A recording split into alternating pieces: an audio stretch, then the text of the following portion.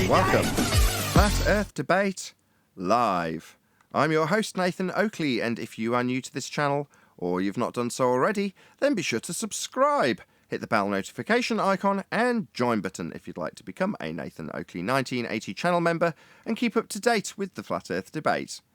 If you would like to support the channel, there is a super chat that runs alongside each of these shows while they are live, and there's also a PayPal, Patreon and crypto link in the info box below the video. Most importantly, if you'd like to join the discussion, simply mute the page you are currently watching, then click the link in the info box below this video to join the panel and express your views on the nature of Earth.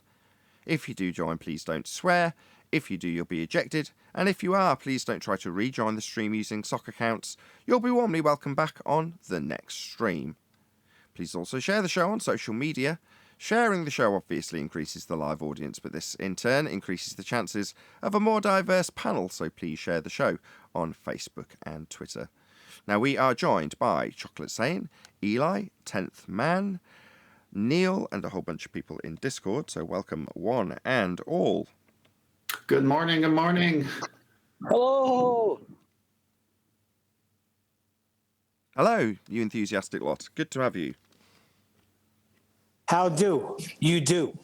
I do very well, Neil. How do you do?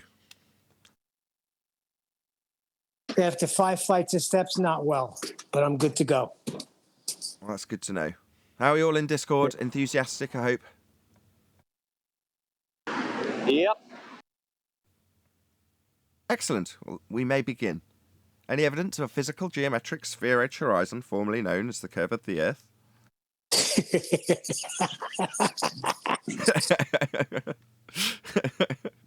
It's true, yeah. The horizon's not Earth, Kev. What about any evidence of the distance to the sun?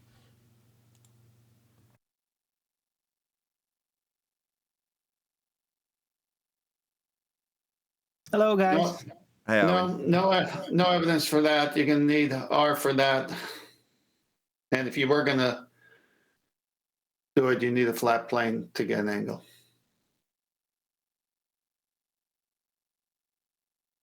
Any evidence of axial rotation of the Earth-based variety?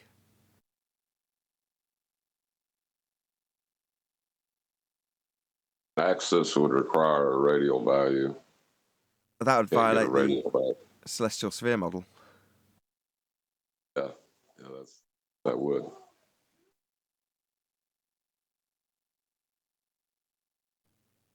Any evidence that you can acquire an elevation angle from a curved baseline? That's also contradictory to the celestial sphere model. I think they say if it's a slight curve, you can. I think that's what they're saying. Light curve doesn't give you an angle. You can't get an angle without straight lines meeting at a vertex. So a curved line meeting at a vertex wouldn't give you an angle. It all depends if you're going to do the measurement in a model, like orthographic view, or whether you're going to do it in physical reality, you know? But please describe what an angle is. Two straight lines meeting at a vertex. Shout out to Godzilla37. It says, ask Virus what doublespeak is, and you'll get two different answers. Yeah, Good boy. I had this whole segment on my show lasting like 20 minutes where he was denying that he's double speaking, and he really, really doubled down on that. Ugh. Any scientific evidence of gravity? It's a work in progress. They don't know what it is yet, but they're already willing to designate it as scientific, though. Well, whether it's Newtonian or Einsteinian, it's how you live on the outside of a ball, right? Both of those are trying to describe how that's possible.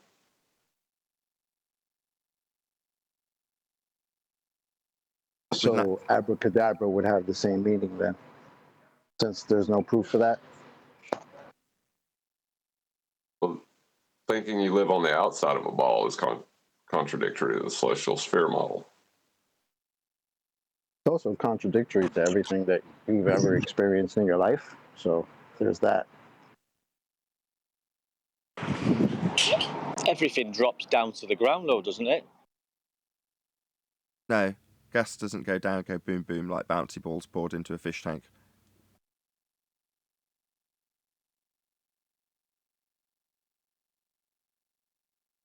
Any single viable hypothesis from any of the fields of astronomy, cosmology, or astrophysics?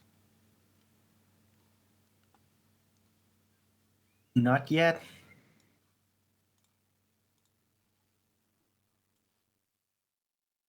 I mean, nobody in that field applies the scientific method, so they could still choose to do it. It's uses the scientific method.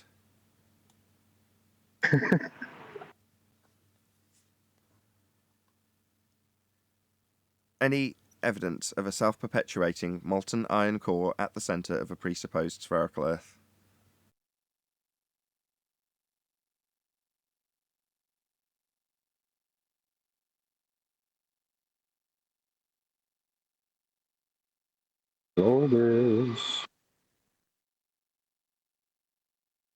I think they measured it once, but then they lost the technology and it's too painful to put it back together.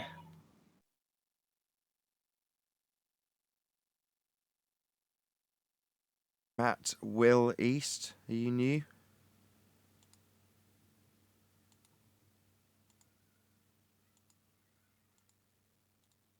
Hi, I've been listening for a good while, Nathan.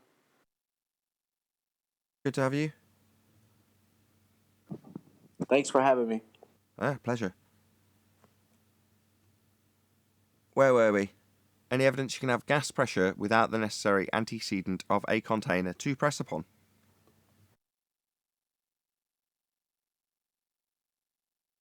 No, the definition of pressure answers that.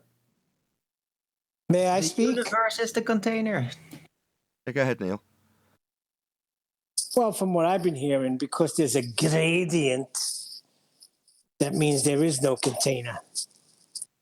What kind of gradient? A gas pressure gradient. Gas pressure gradient. All right. Well, to have gas pressure, you need a container. So first gas pressure, then gas pressure gradient. Just the fact that you have gas pressure gradient means you're not in a vacuum. Gas pressure gradient's a delta of gas pressure is the point. So in order to have gas pressure, you first need containment. Then you develop gas pressure. Then you develop a gas pressure gradient if you've got a complex dynamic system. But what about the equalization of the gases? We live Because in a in a tire, dynamic system. oh dear. If you were in a Do we have vacuum, boundaries? Do we have boundaries to how far we can travel, or can we infinitely travel east, west, It's north, a good and question. south? I don't know. Good question. Anybody else care to answer? I have no Well, idea. it's kind of a silly question, really, because people have boundaries of travel based on what kind of shoes they wear, or how many granola bars they've stuck in their back pocket. So I think we know what he means contextually, though. yeah, but in a way, it's reifying lines on a map, and I think at the level of inquiry we're dealing with here, it's kind of a silly question, isn't it? No. I think we've been lied to about the land that we stand on. It's not unreasonable to extrapolate that into they've lied about the land we've stood on and there might be more of it. Right, that's fair enough. But what I'm saying is for a person to discover what the contours of that land are, would actually require that you stuff your back pockets with granola bars and get some good shoes and start walking, take with you some measuring instruments such as a compass and a sextant, and figure out where you are based on how far you've moved and what you've observed about the topography, what's going on in the celestial, supposed sphere, and so on and so forth. So when we ask questions about whether we've been lied to about how far we can or can't travel, I mean, my view is that most people in the West today are so cloistered by their digital prisons that they actually have no idea where anything is outside of mere pictorial descriptions. Right, but when it comes to navigation, that's what we've got. So I can be reasonably assured in terms of them mapping out where the stars are going to be at a given time. So allegedly they've known for thousands of years and can plot them and predict them. Not really a prediction, just watching a clock go round and then saying after minute 1, minute 2 will come next. That's where we're at with the stage that we know the stars like the back of our hand. Hence we have almanacs. And we can say where they're going to be with great accuracy. But that only works within the limitations of the land that they've told us we've got on the maps that we've got that all function the same way, which is flat. So yeah, we can use the angle measurements and the compass and navigation and say it's flat, because it is, that's how it functions. But that only limits us to what they've designated from the kings and queens and rulers of the world down to us, the peasants, by way of their maps. That's all we have to go on. Well, if you go back, and I have, with Martin Liedtke, through the history of mapping, and you can see that there's radical changes that come about in terms of the land, the layout, and various other aspects of it, how it's depicted more than anything else. So therefore, given the vast swathes of different maps and different map layouts, would you not say that that squarely points at there being more deception in that particular area than any other, given just the pure numbers of them? I'm not gonna try to translate a quantitative number of maps into a qualitative most deceptive area of knowledge or anything, but I will say that what you've just said redounds to my point insofar as if people want to know where they are and what exists, they gotta fucking pardon my French, start trekking. They gotta start going outside and being Yeah, I agree. If that's your overriding point, then I completely agree. If you want to know what the world is beyond what they've told you, you got to strap on a pair of boots, stick some granola bars in your back pocket as you put it, and go and have a look. That's what it's down to. If you want to go to the doors of NASA or the doors of your government and hammer them with pitchforks and torches and say, you must tell us what's at the edge, then you're wasting your time. Now, if your aspirations are to come back and change the paradigm that has very much been locked down and shrouded in obfuscation and mystery and occultation, if you want to come back and say, actually, it's like this, there's a good chance that there's going to be people who will want to stop you from doing that. Right? So don't expect a fanfare when you come back. But, if you're intrigued for yourself, go and find out. Just don't expect the world to believe you when you get back here, if you come back at all. Well, yeah, I mean, this is perhaps a non sequitur concept or topic, but Antarctica is like a kind of a, how shall we say, a dance floor of eggshells within this community, in the sense that some people want to assert what Antarctica is, some people want to assert what it represents, and as far as I've always understood it, it's a place that's so cold and bereft of food that the mere physical fact of traveling there necessarily precludes the gathering of any intelligible knowledge of location. Maybe so. It's certainly habitable. I mean, there's certainly people down there now. So, yeah, it's habitable. But useful? I don't know. I don't know enough about it. Even people who've been down there are very vague about it. So when I interviewed Robert Shortman about it, yes, he's running the plumbing and they're doing quote-unquote tests down there and breaking a lot of what would be their claim to be rules about how you should deal with the environment when you're down there. But aside from that, did it glean any unique knowledge beyond the fact that there isn't a 24-hour sun down there, according to his account? Well, no. I mean, that was the primary focus when I interviewed him. Is there a 24-hour sun? Well, with a lot of stuttering and stammering, he described how it came up on the horizon and went back down again and never went round him in a full circle. I know there isn't, according to him. But that's it. I don't have any information. Now, there's also a lot of misinformation about Antarctica, and it's mapped out in a million different ways.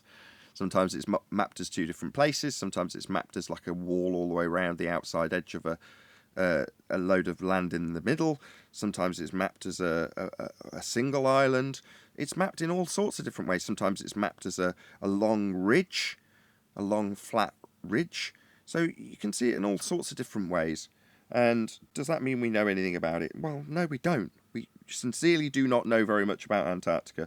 But more often than not, when there's a magic trick going on, I trained in magic at college, as sad as that may sound, the whole point is to have one hand getting your attention so that you don't see what the other hand is doing. So when they hold up something like Antarctica for us to discuss, I look at that and go, where's the other hand? What's it doing? As opposed to, yeah, look at his hand with Antarctica in it. Pay close attention to it. Even more closely. Look, he's holding it up. Now he's telling us that we shouldn't be seeing it. He's pretending to put that hand with Antarctica in it behind his back. So watch that hand really closely now.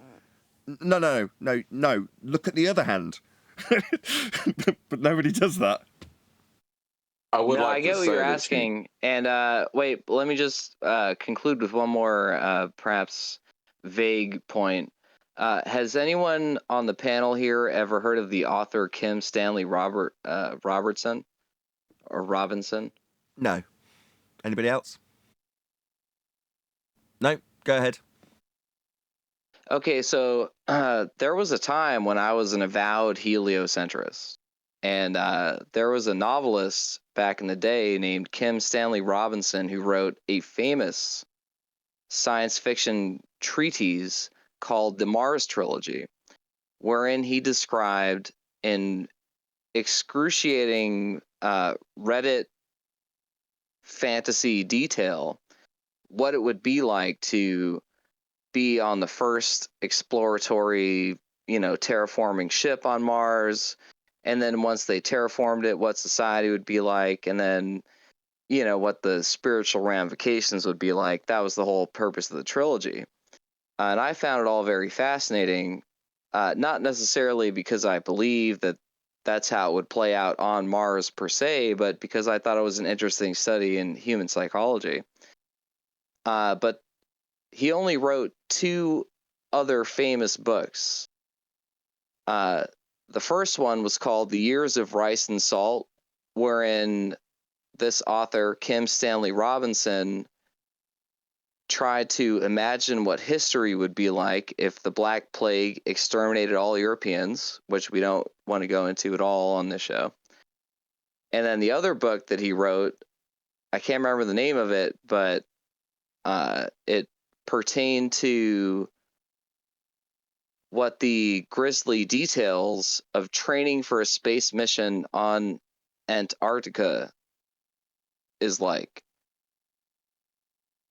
And so the sense that I got from reading that book when I was young, when I was like 18 or 17 or 18, was that the actual data set that this person came to understand what Mars colonization was like was completely derived from his, sort of gleaning through like journals of people who had worked at Antarctic bases. And I think the whole terraforming project, insofar as it's conveyed to us through the media, is entirely generated like through the tunnels of fiction, if you will,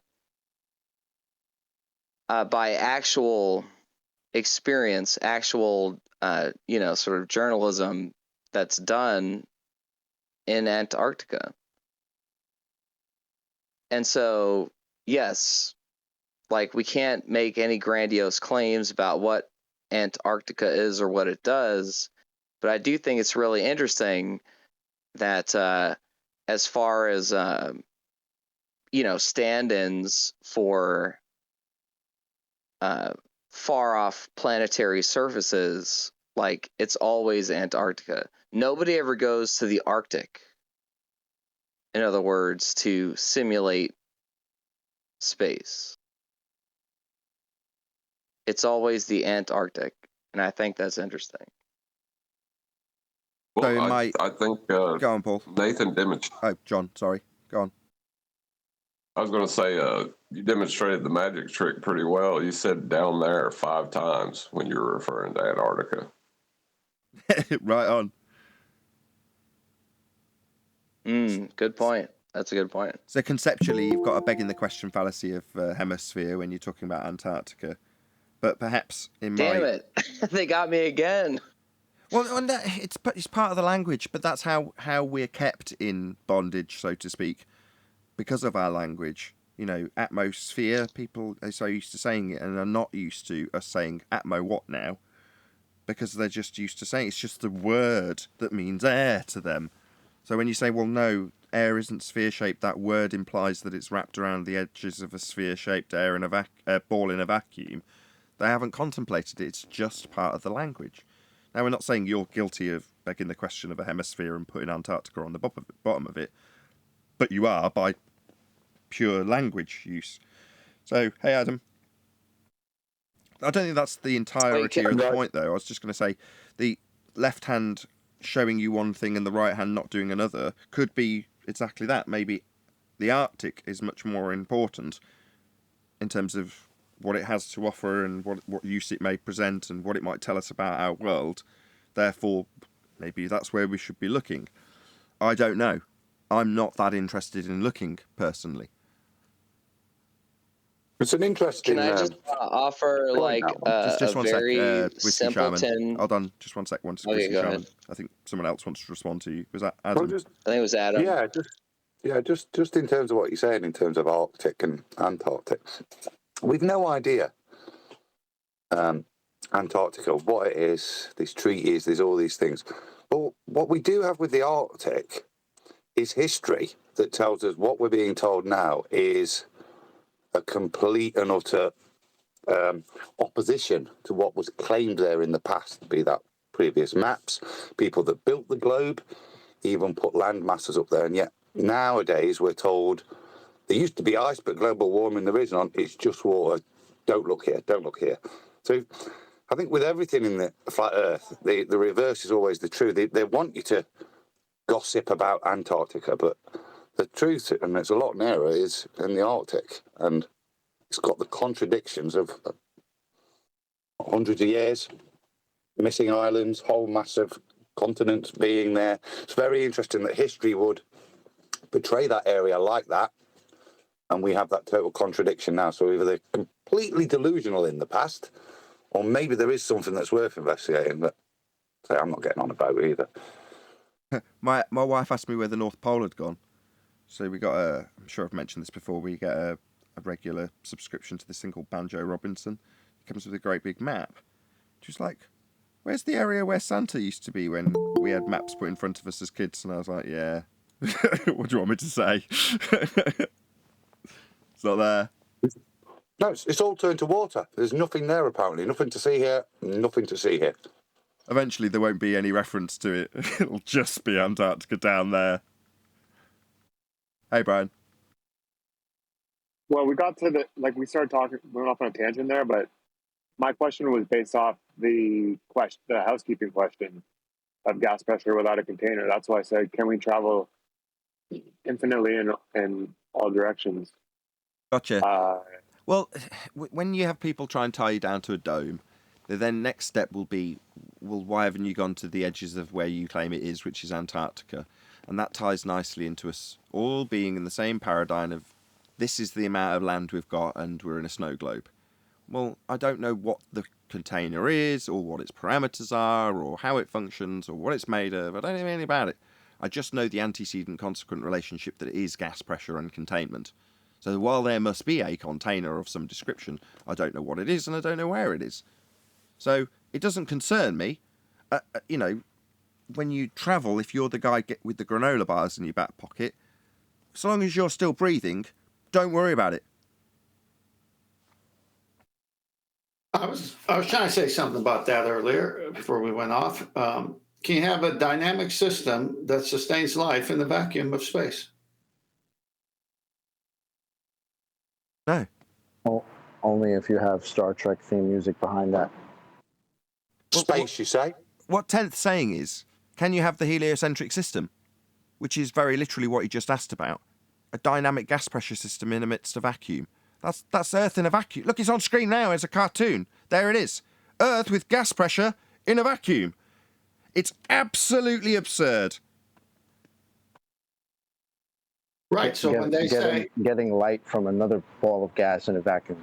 Right. It's ridiculous. Just a load of violations of natural law on screen right there.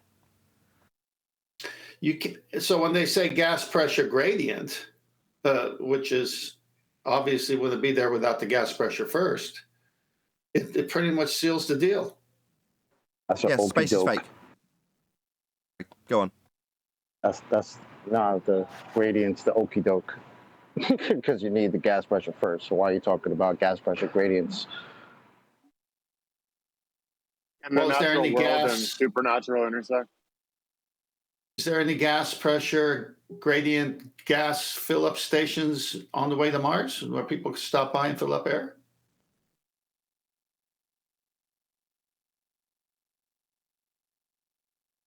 I mean, there is no travelling to Mars. We've just debunked the area you'd have to travel through to get to that light in the sky. So there is no sky vacuum to travel through to get to Mars or the moon. I know that. I'm just saying that the argument gas pressure gradient is so weak. You wouldn't even have that without a container. That they're trying to make it sound like you have gas pressure gradients in the middle of nowhere, like fill-up stations on the way to travel in this violation called outer space. Right. Well, they call them stars, don't they? Just random gas pressure in a nice little contained area that's not contained. It's nonsense, but that's what they've got. That's what your stars are. Just little violations of the second law of thermodynamics twinkling away.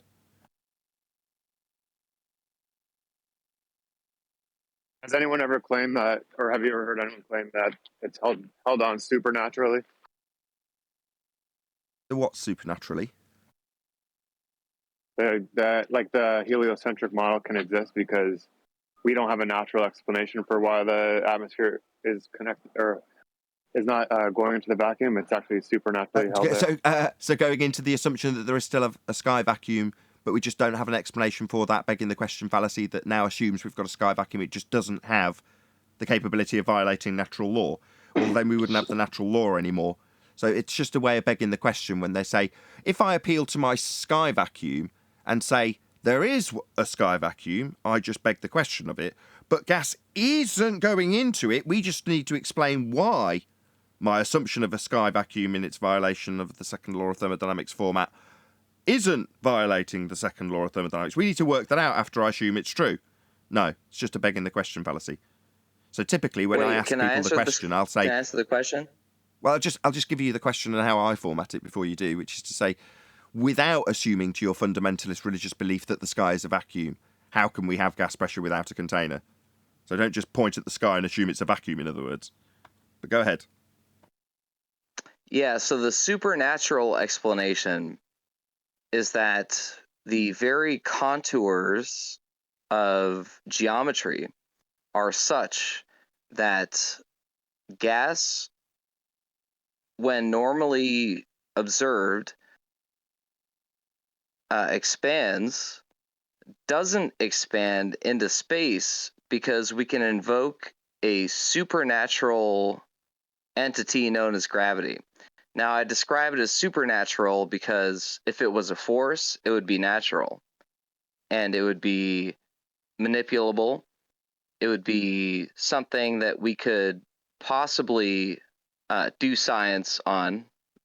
Forgive my colloquialism.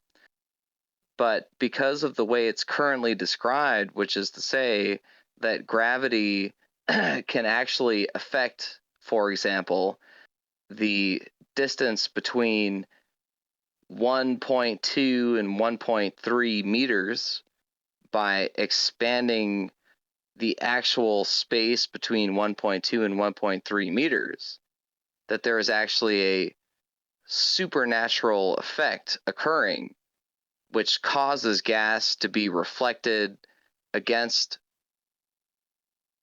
its natural inclination to expand into space. And that is a supernatural explanation. That's not relativity. No, I mean, this is my interpretation of it, but I would call it supernatural nonetheless. No, the gas going into outer space or not going into outer space has nothing to do with relativity. Relativity said nothing about that. So if you hear people making up stuff like that, then, or if you make it up, then you're all wrong. You can't be making up. That's not relativity. Relativity says nothing about that. Yes, that's correct. But you're trying to flog that it's supernatural. What can you define what supernatural means?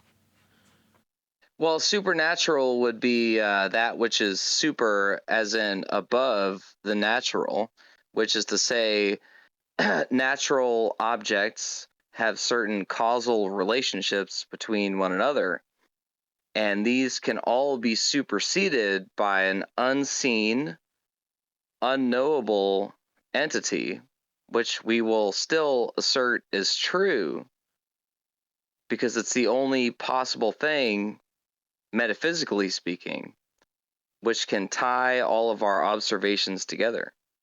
But the only part of a sky vacuum that falls under that is the assumption of the sky vacuum in the first place, and it's not something you're experiencing.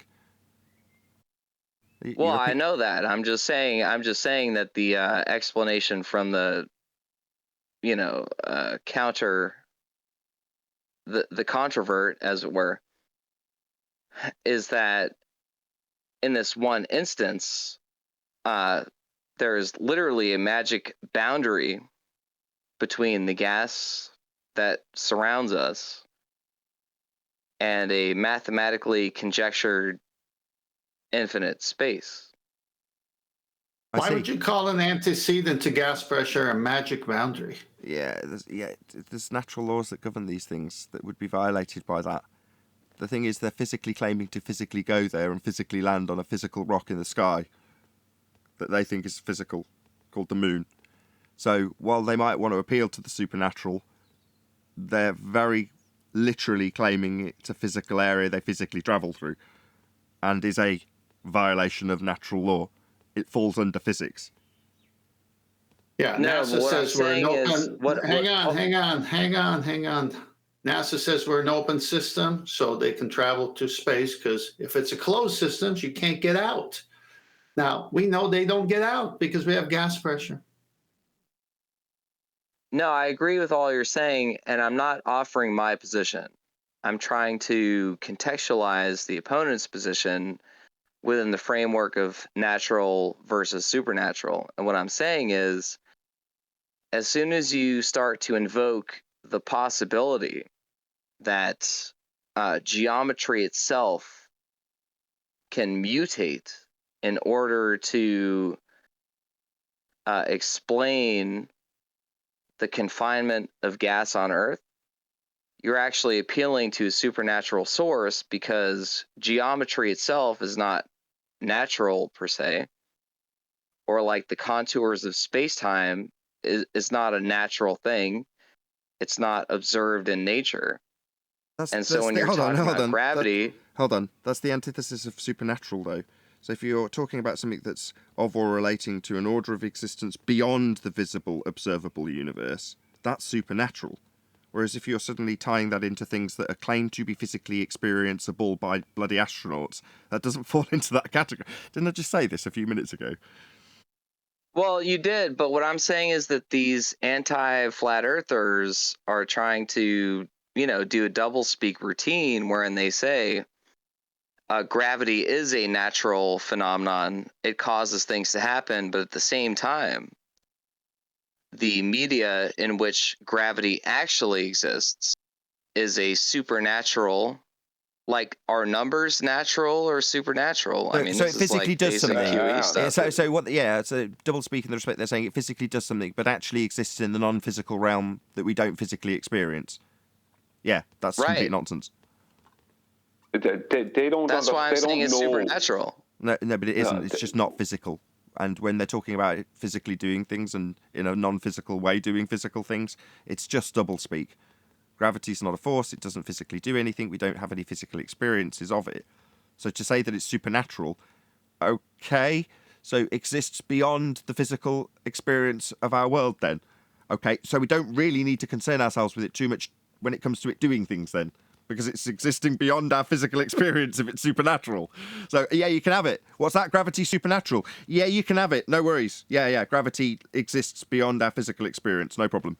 I'll let you have it. Yeah, it's literally just a competing. It's a competing religious claim. It's a competing religious claim. I can have it. But don't bring gravity. When anti-flat earthers, into it, though. no, it's not. When anti-flat earthers state that gravity causes things, it's because they don't understand general relativity. That states that it doesn't cause things. It's caused by something, and what it, which is being gravity, is described as, is apparent orbits. That's the phenomenon we're told that we will observe. So apparent, not real, not actual. Why does an object fall to the ground appear to fall to the ground in relativity? It doesn't. The ground is coming up at 9.8 m2, supposedly to meet the object, and it's time dilation. The ground is in the object's future. Now, none of that has anything to do with anything being caused. They don't know what they're talking about. They're equivocating between old and busted gravity as a force and Einstein's relativity. Now, I need to just ask that man who originally, I don't know who it was, originally made the statement that we don't have an explanation. Is he talking about how we can't explain the pressure gradient? Or was I wrong about that? Do you want to fill him in, or do you want me to summarise?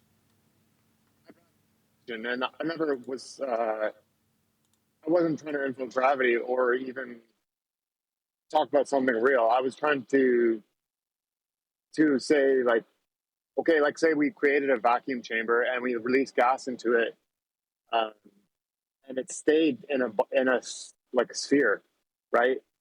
Then it's violating the laws of nature. It's something supernatural is keeping it there.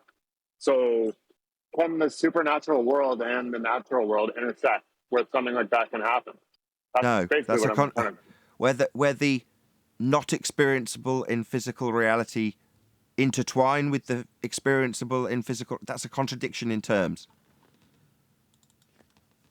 So then, then nothing supernatural can happen in our natural world. Like, really, God can't come here. No, I'm asking you. Sorry, hold on. So can you physically show me your thought process that took you to that conclusion? Maybe put it on a scale or something to that effect to show me how physical that thought process was that you just went through. Can you do that for me? Nope. So thoughts are experienceable in the physical world, manifest reality, or are they supernatural?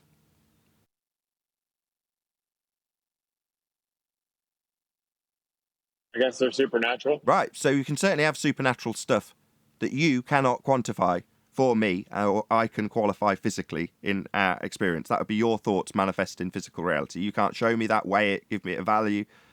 You can't do any of that. So it's definitely something I can qualify and describe. I've just done it. But when it comes to those two things intertwining in physical reality, that becomes a contradiction in terms. Well, maybe, but are you saying that human thought cannot cause physical changes in reality? I didn't say that. Well, you said it was precluded.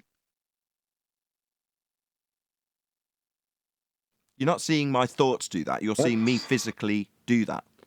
As a result, I could say of my thoughts, yes, that's magic. No, it's me picking up and doing something. It's me actually physically manifesting those thoughts that you can't experience into manifest reality.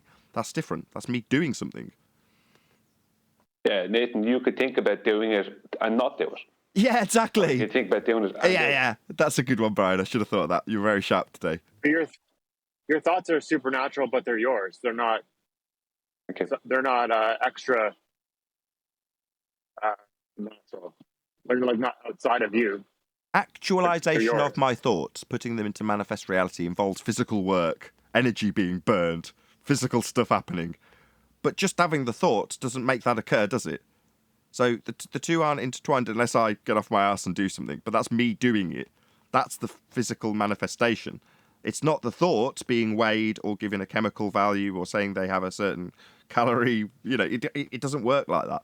But this doesn't alter the fact that what's being described by our opponents when it comes to the sky vacuum is an appeal to. It's something that's beyond your physical reaches. It's like, well, what's an astronaut doing then? If that's your claim, that space is beyond our physical. It's the supernatural space that isn't visited by astronauts. You claim it's visited by astronauts. That throws that straight out the window. It just isn't real. I don't want to ruin your show, Nathan, but you won't do that. Wouldn't your current line of reasoning necessarily conclude the fact that convincing people of one position or another was totally pointless? Sorry, because that's so vague. Why would that ruin my show, number one? And number two, why would you be so utterly vague?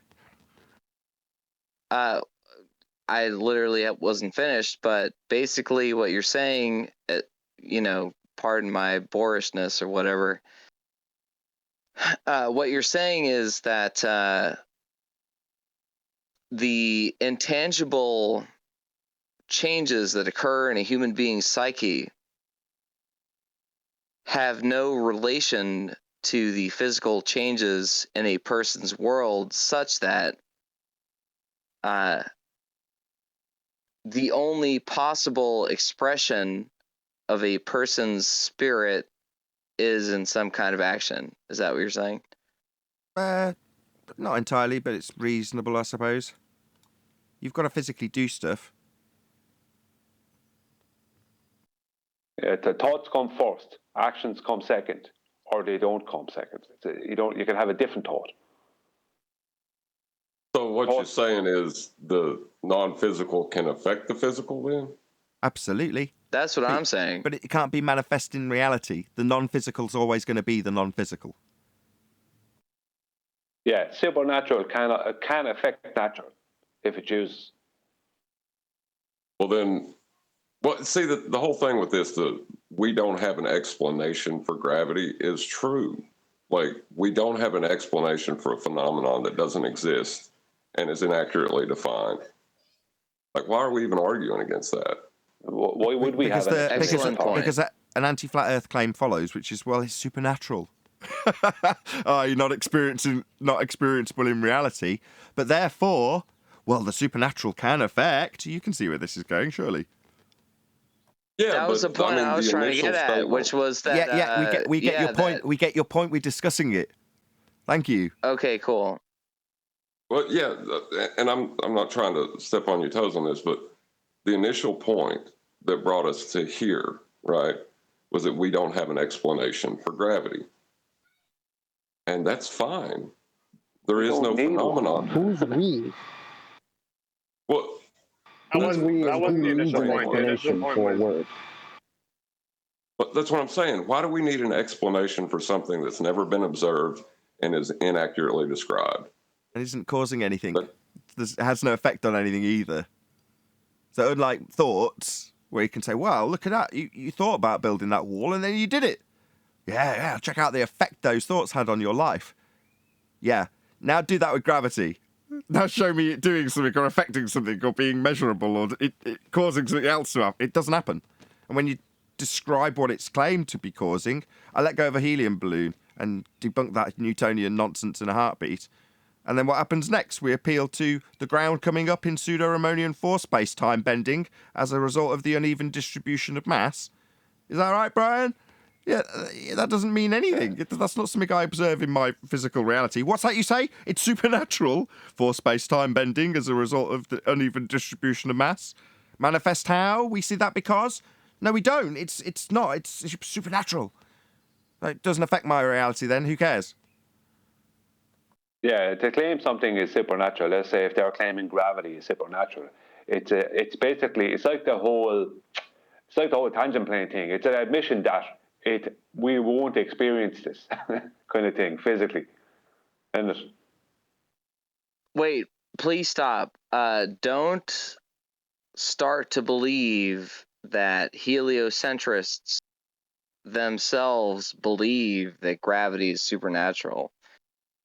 This is merely my description of what it is based on its, sort of ontological contours. What is? Because we're talking about what is? Gravity. And what's that? Yeah, that's the math stuff.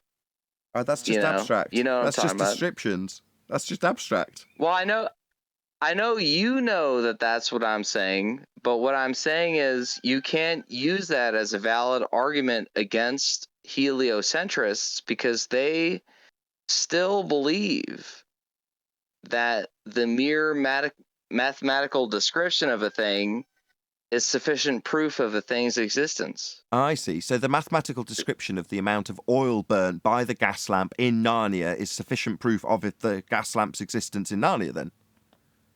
Exactly. It's inaccurate. No. Objection. Like they're a priest. Objection. It's inaccurate. Objection. Inaccurate description. That means the description is not mathematical. They're not invoking mathematics. They're invoking a perversion of mathematics. That's not the same thing. Bugs me out is why did people take up this mission to describe this nonsense that they call gravity when one of the people that are paid to run around as a priest teaching people about this, he can get away with just saying, well, I have no idea what it is. Next question. That's the part that bugs me out. Why is it he can just say, I don't know what it is. We don't know. He can get away with things like that, but then all these other people want to just take up the mantle and start describing and explaining how this thing that Mr. Smoking the Grass Tyson says, oh, we don't know. No idea. Next question. He can't explain it, but the people that listen to him can explain it? Shit's crazy. But it's like asking a magician to explain how the magic trick works. If the magician's going to go, oh, I don't know how it works. The dove just reappears over there. Yeah, don't ask about the prestige. We don't know how that worked. Well, the thing is, I'm going to use phlogiston this time. The people who thought they were measuring the amount of phlogiston within a substance, they never thought about whether phlogiston existed. They didn't know the magic trick. They just knew what they were told about what phlogiston was. So, Neil deGrasse Tyson being honest and saying, no idea, next question, I don't think he actually understands the magic trick either. Nah, his waistcoat says otherwise. He's a bloody magician if ever I saw one.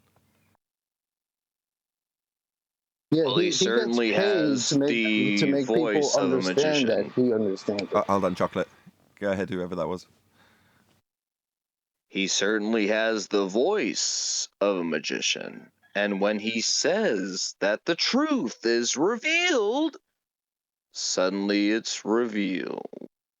Yeah, he's a magician. I mean, he blatantly says it though. When talking to that other guy, I don't know his name, Chuck something, and he was talking about, oh, we can send an asteroid on some type of trajectory, and it'll hit an object like the moon perfectly at 90 degrees if we send it at a magic speed. He even uses the word magic himself.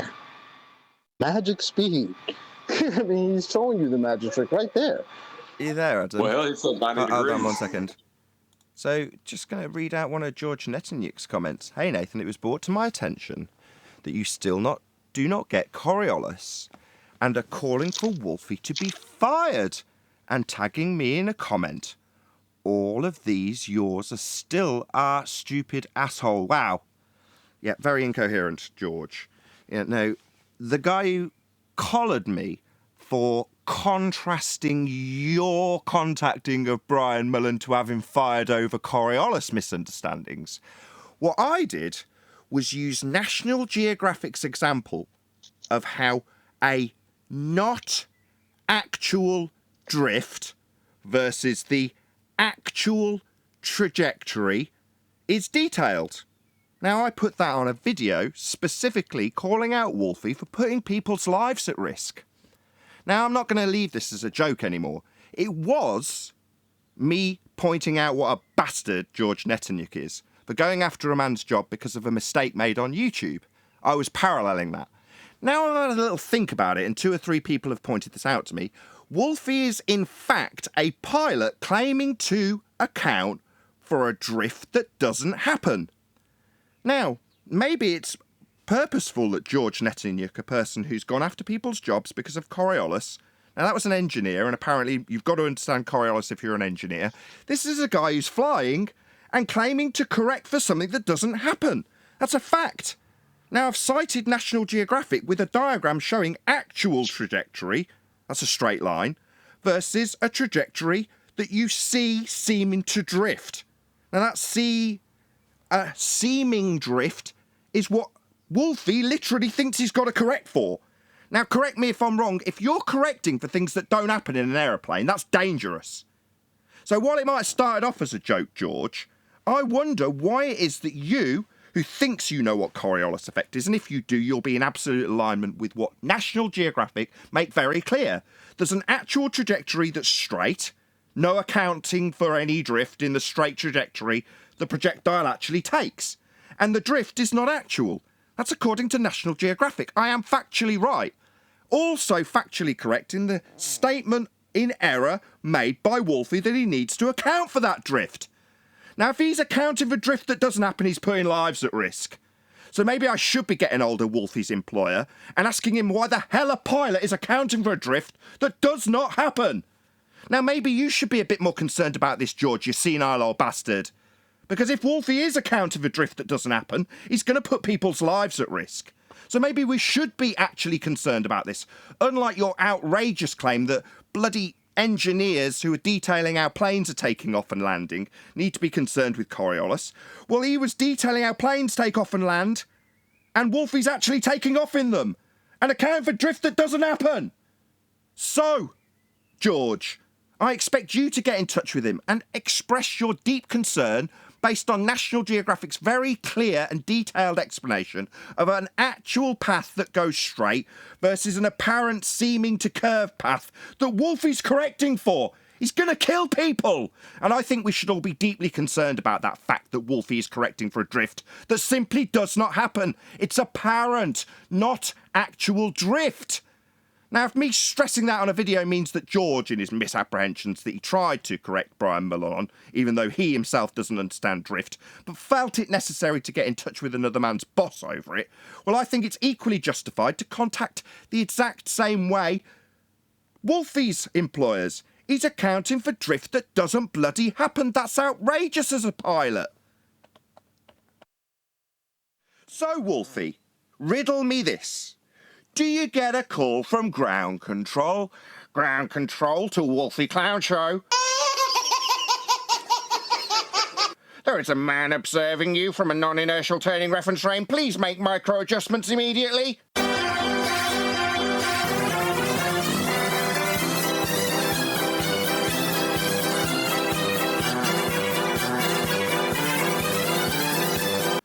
Do you get that call, do you, Wolfie, you stupid buffoon? Look like it's drifting. Yeah, ground control to major idiot.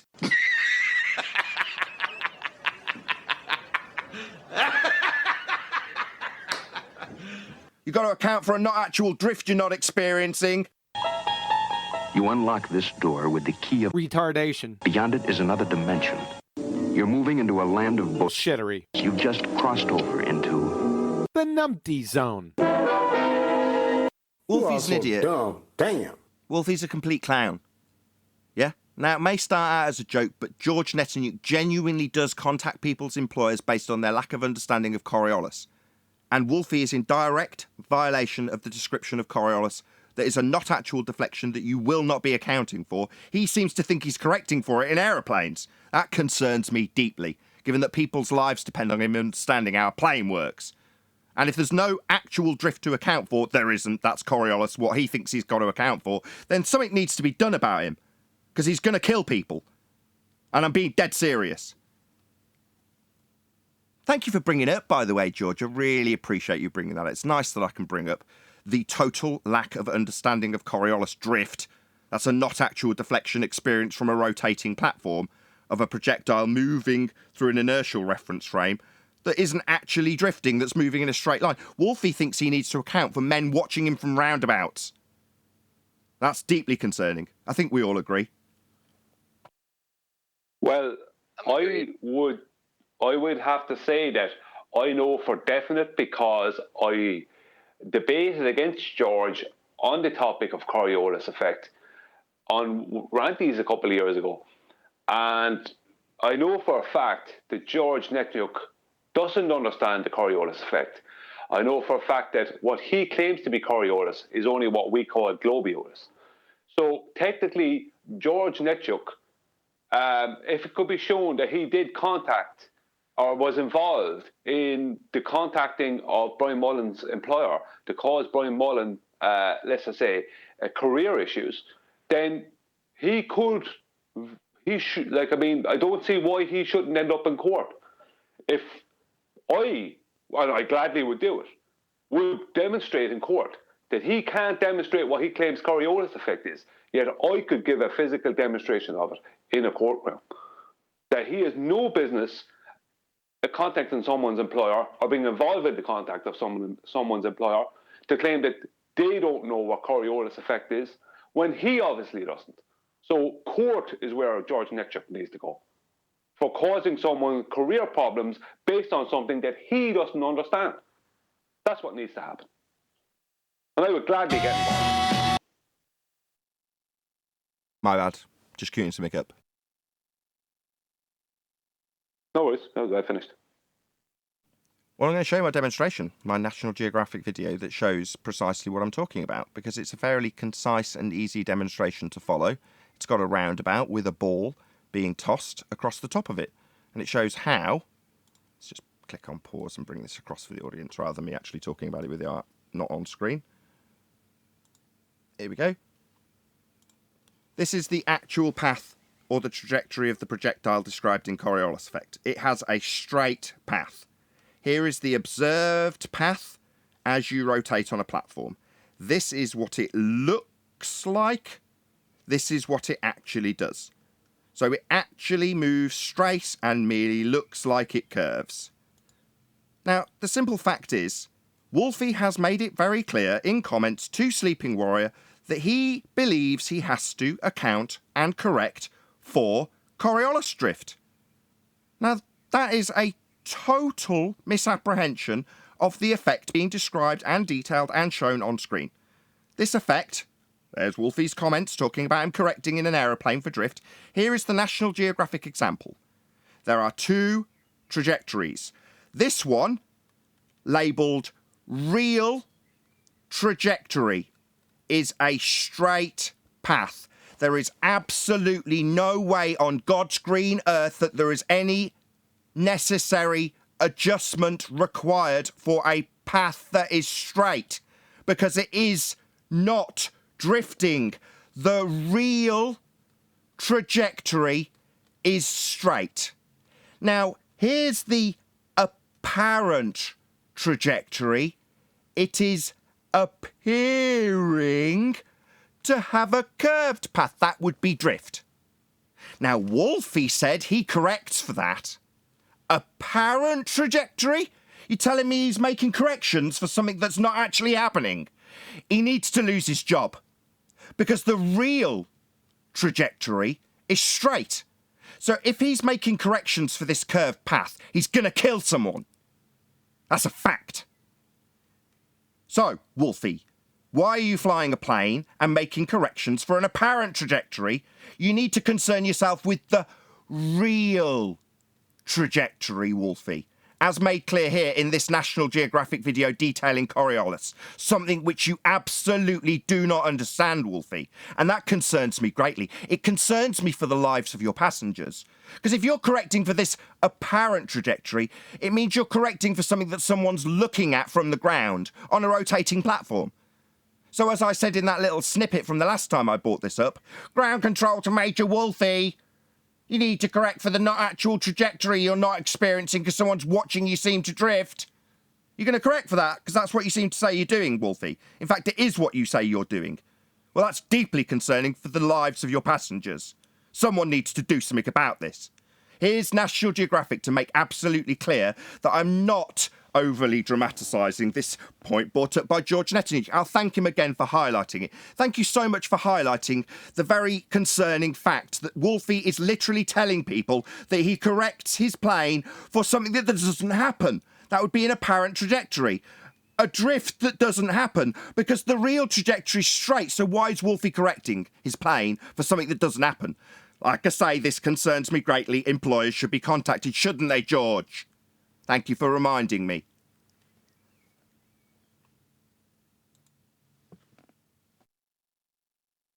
As a matter of public safety, I would like to know the airline he flies for so I can avoid that one at all costs. Absolutely. I don't want to contact his employer. Serious. I'm not like George, a complete scumbag wanting to ruin his career.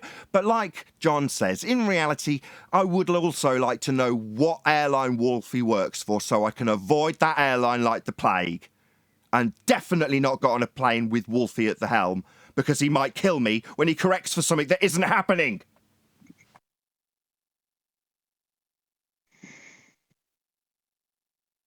I want to know which airline it is. Do all their pilots correct for apparent things that aren't real?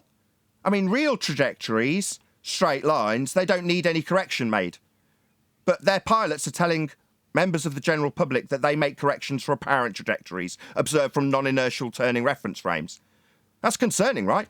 We should all know which pilot and which airline this is occurring on, because I don't want to get on a plane from that airline. If all their pilots do this, do all Wolfie's co-pilots account for apparent trajectories that aren't actually happening, rather than concerning themselves with the real trajectory that moves in a straight line? What's going on? Which airline is this? I definitely don't want to fly with that airline. Yeah, I think it might You would think it would be pretty simple to make the claim that you're correcting for what you would actually have to be correcting for, which would be the rotating Earth underneath you, as opposed to claiming that you're correcting for an observation made from the Earth while you're in a plane. Like, how long do they think this trick is going to work on people? I don't get it. This is ridiculous. In 2022, this is what we're doing? I don't know, but I'd hope a pilot understood the difference, wouldn't you? If my pilot tells me that he's going to correct for Coriolis drift, as Wolfie has definitely done, I would start sweating. I'd think, my God, doesn't this guy know the difference between non-inertial and inertial reference frames and observations from a non-inertial turning reference frame of a not actual deflection his plane isn't going to be doing? I mean, why is he telling me that he corrects for this? That's worrying. And in the meantime, not paying attention to that runway that's moving, that's supposedly? I don't want to get in this plane either. These people are crackheads, man. You could also stretch this, Nathan, to the young pilots or young future pilots that watch him and the confusion that it may cause them when they do end up going to pilot training and find out that they don't actually have to correct for it because of this misinformation that he's passing along. Just another okie doke, man. Every trick they got, it's called an okie doke, as far as I'm concerned. Because instead of telling you what they should be correcting for, which is a rotating Earth underneath them, they're going to tell you all about an observation made from the ground. They think people are too stupid to understand that, then y'all need to wake up. It's not 2015 anymore with this Coriolis crap. And indeed, that's true. But it does give me an opportunity to be a little bit over dramatic about Wolfie 6020. So with that, I'm going to say, if you are watching this on either Nathan Oakley 1980 or Nathan Oakley Premiering streams, then stay tuned, as there will be an after show to follow. But unfortunately, if you are watching this live, this is where we bid you farewell. So a huge, massive, enormous thank you to all of you who smashed the super chat, liked, commented, shared, subscribed, joined as a Nathan Oakley 1980 channel member, and all that good stuff. Once again, stay tuned if you're watching on a premiering stream. I've been Nathan Oakley, and I will see you all in the next video.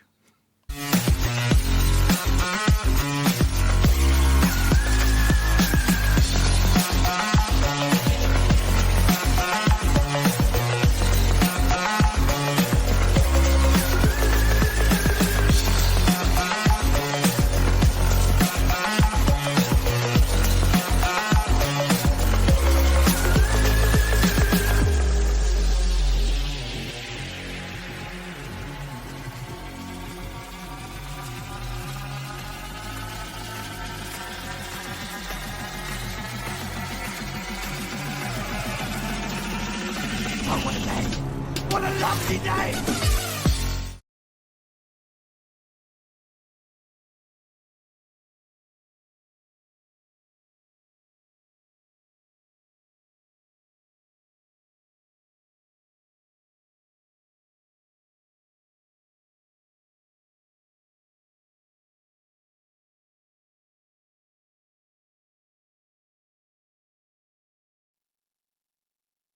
Yeah, I guess. Frantically Googling bereft. Yeah, no shit, you ignoramus. We're talking about outside of ourselves, right? No, that's not what I'm talking about. I'm saying human beings all have inner knowledge of some sort or other. And I used my question as a rhetorical device, hopefully, to, crowbar out the people who would say, oh, there are some people who are just too dumb to talk to. I don't believe that's the case at all. You don't live in the real world. Oh, really? What world do I live in, 10th man? Why don't you hire some employees that are too dumb and then pay them money because you think they know something?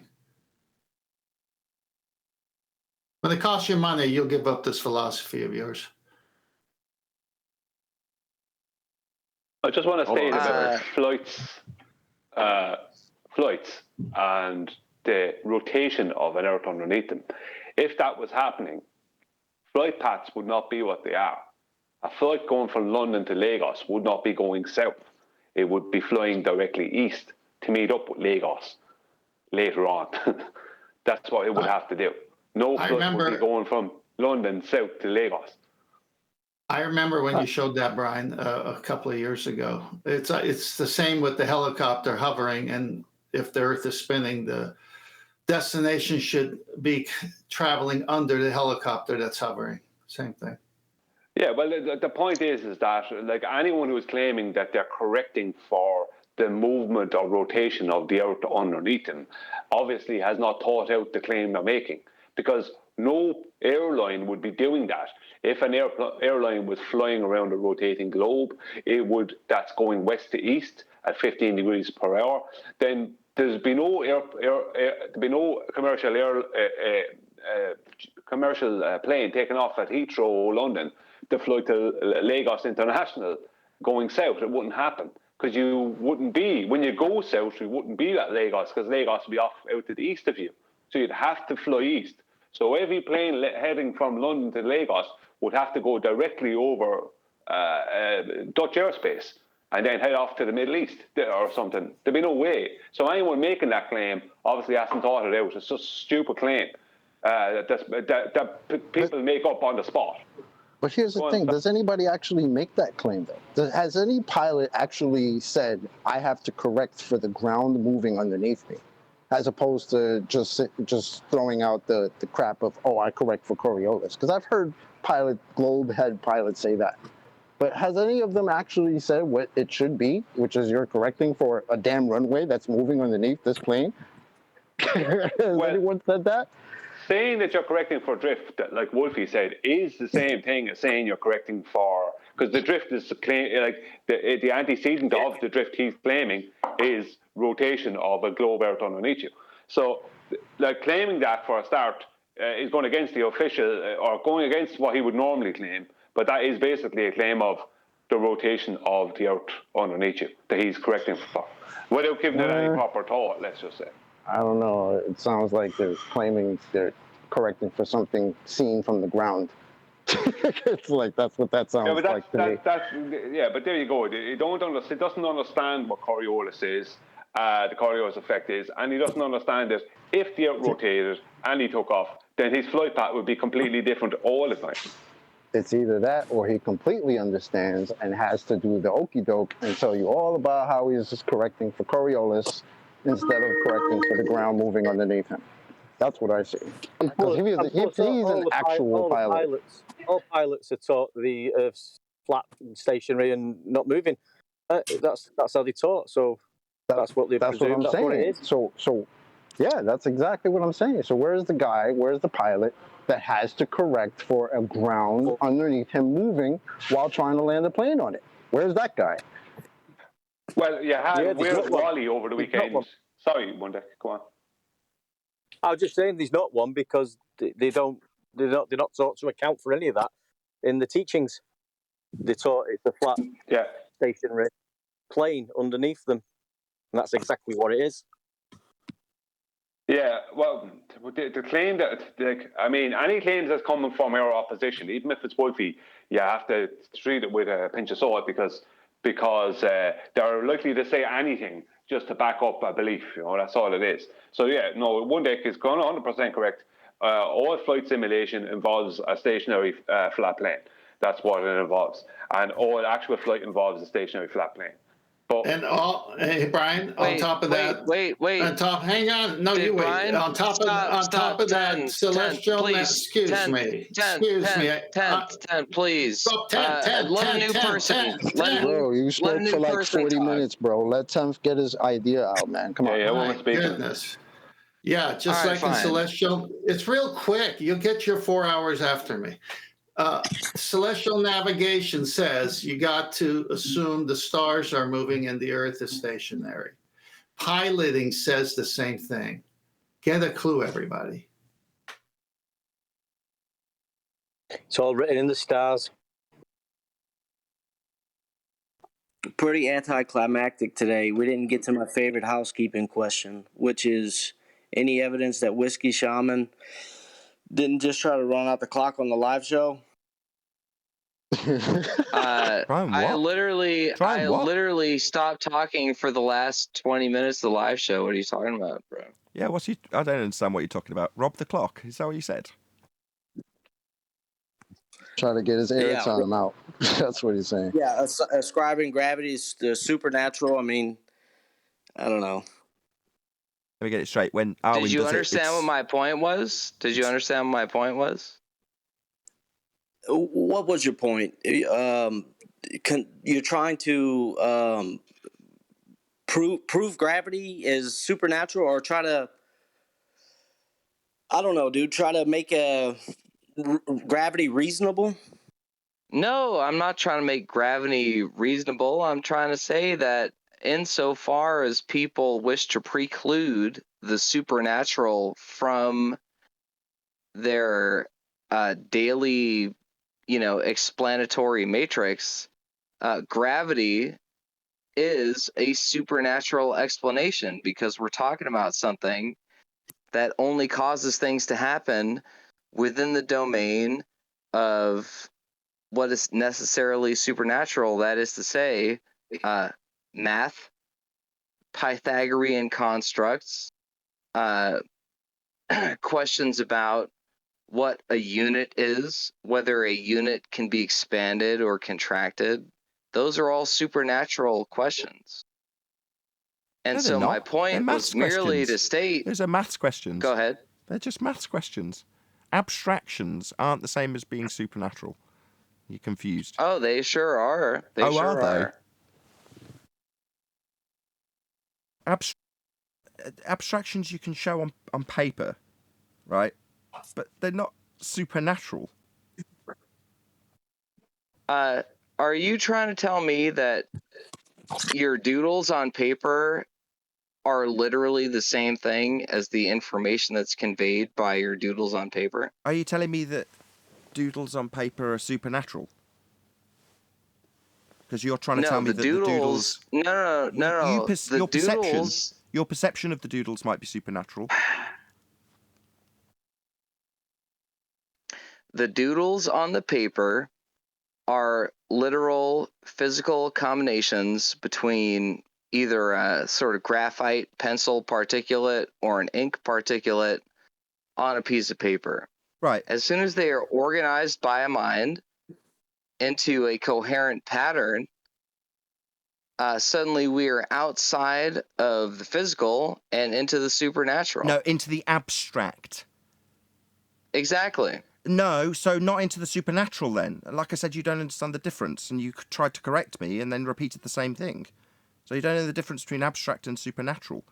Describing something is abstract. Yeah, I would argue that the abstract is the supernatural. Yes, we heard, and I corrected you twice. Abstract would be man-made, right? No, I don't think it's man-made. Oh, describing something's not man-made?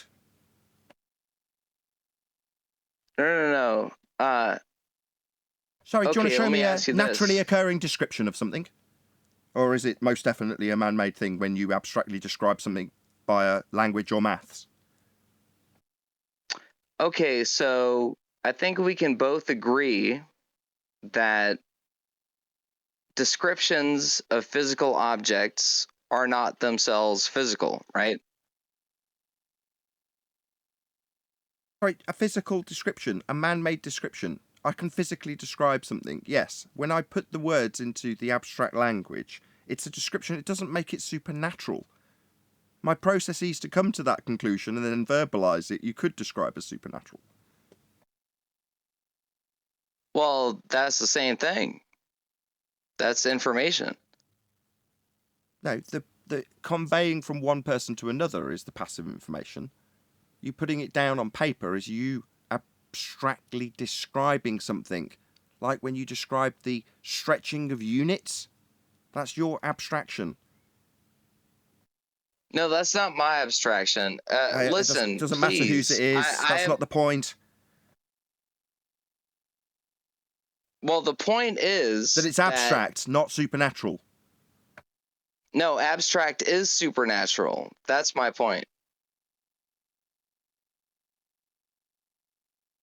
I don't know why this is... No, it's not. I don't know why this is difficult to understand. I hate to do this, but we need to define terms. Define abstract, define supernatural, and see if they're equivalent. Okay, so the supernatural is that which seems to the human mind to precede the emergent of the natural. Of or relating to an order of existence beyond the physical, observable universe. That's right. Supernatural. Pseudoscience. So nobody's claiming science, so it's not pseudoscience. So correct. Enough of that talk. Now, what's abstract mean? Well, you're the one with the dictionary. You tell me. Existing in thought as an idea, but not having a physical or concrete existence. Right. Do these things... They don't sound equivalent to me. Those two definitions don't sound equivalent. Well, there's a false dichotomy in play, too. It's not just natural or supernatural. It's not just natural or supernatural. There's man-made. That needs to be included in this. Synthetic. Yeah. Yes, it's not just a dichotomy. I'm not talking about synthetics. Do you guys believe, for example, that a line is synthetic? A line? Yeah, just any old line. Well, again, we're back to the abstract description, which would fall under man-made. Right, so you think that lines are man-made. Example? Hang on, I'll give you quantum erasers example. Look out. there's a tiger behind you, right? Someone shouting that to someone else. That's information. That's not abstract. That's supernatural. There's no abstract involved in that. It's not an idea that may or may not happen. Ideas, anything that goes on outside the natural world, any thought process or anything else like that, any information that goes on within thought, that's supernatural. Relaying of information from me to you that there's a tiger behind you, that's supernatural. Abstract is a different thing. I failed to see the difference, but please go on. The trichotomy, not a dichotomy. It's not just is it natural or is it supernatural. It's is it supernatural, natural, or synthetic. Well, abstract descriptions of things fall under one of those three categories. Which is the closest? Are you saying they're synthetic? Yeah. Yeah, no shit. So abstract descriptions of reality are synthetic. Unless you can show me one that occurs in nature. So is the logical, formal necessity of the scientific method mere convention, or is it something that necessarily inheres in reality? What do you mean? It's just a method. It's just a method. Yeah. So what you're saying is the conclusions of the scientific method are only true insofar as everybody agrees that the method is adhered to. Is that right? Not everybody agrees. Just the method itself has a validation process built within that offers empiricism. Right, but is that offering of empiricism true because there are things in reality which are supernatural or not? No, you confuse. The empiricism is not a convention. That part is not a convention. Exactly. It just is what it is. It is data. It is there. It is repeatable. It doesn't matter what people think about it. I think I know what he's trying to get to. If I can jump in, I've been listening. Please do. There's metaphysical principles that are built within laws of logic, things that are not necessarily physical in one sense of the word, but they're necessary to formulate arguments, to make discussion, to even have an idea. There's metaphysical principles that are in play, like, I don't know how to describe it, but the laws of logic, the law of non-contradiction, the law of identity, those things are metaphysical principles that have to be applied. That's why when you started doing equivalencies, well, it can't contradict. If it contradicts each other, then it's not the same thing. If it looks the same and it is defined as the same, then it's the same thing. That's the law of identity. So there's certain principles that are involved, even in formulating the scientific method. Those principles are in play. Now, they're not physical in the sense of something I can physically touch, but they're a metaphysical principle that has to be used. I think that's kind of where you're getting some of the issues. That's exactly what I'm getting at. And so, insofar as it applies to the current context, we're talking about geometry, right? And so, what I've asked is there a such thing as a straight line? Now, some people might say... You answer. You ask the question, let's answer it. Mathematics, geometry are abstract things that can and do represent the physical world. Is there a real straight line in the world? Well, it could be argued that the horizon, it could be over the ocean, is a straight line. Could be That's argued. my argument. That's my argument. But a line itself on paper is an abstract, or even the idea of a line is an abstract idea. It's just describing what you're seeing in the physical world. Plus, while there might be in these sorts of terminologies, when we're describing and coming to an agreement, I adhering to the Socratic method about what we agree in these terms: metaphysical, physical, supernatural, natural, synthetic. We're discussing them in a way that it seems that there are hard and fast rules about it, and there aren't. You come to an agreement based on terms through the Socratic method, which is what we're doing. That's the process we're undergoing. But that's language, debate, all of those sorts of things, which are very much grey area, as opposed to what you've just introduced, which is the scientific method. Now, when it comes to the adherence to that method, specifically to that method, then everything changes. Your definitions of what you're doing and what you're examining and what you're varying become hyper-specific. So yeah, we can bandy words and say, well, actually, if you look up the definition of metaphysical, it is reasonably close to a parallel with supernatural. I might be able to buy that. And then we get into an interesting philosophical discussion about the way we abstractly describe certain concepts in language. Fascinating. Or, to some people who've switched off already, completely boring. It doesn't matter either way. My point is, it isn't so rigid.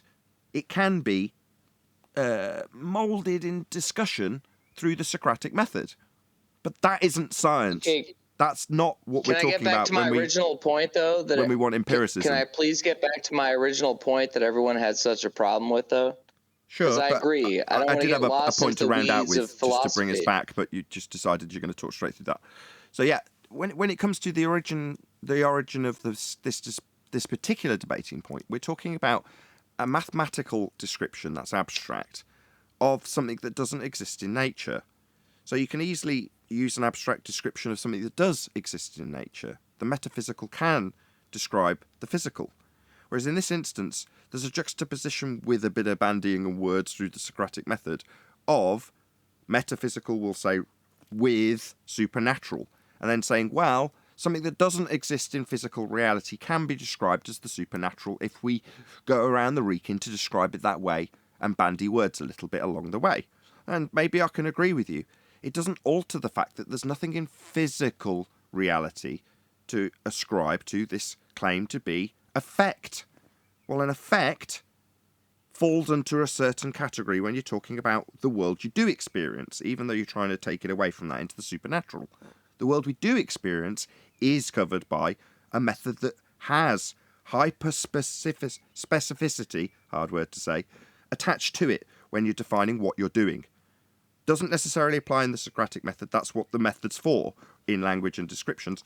Not true in science. Hyperspecificity is required when you're trying to attain empiricism at the end of the method. Hope that's clear.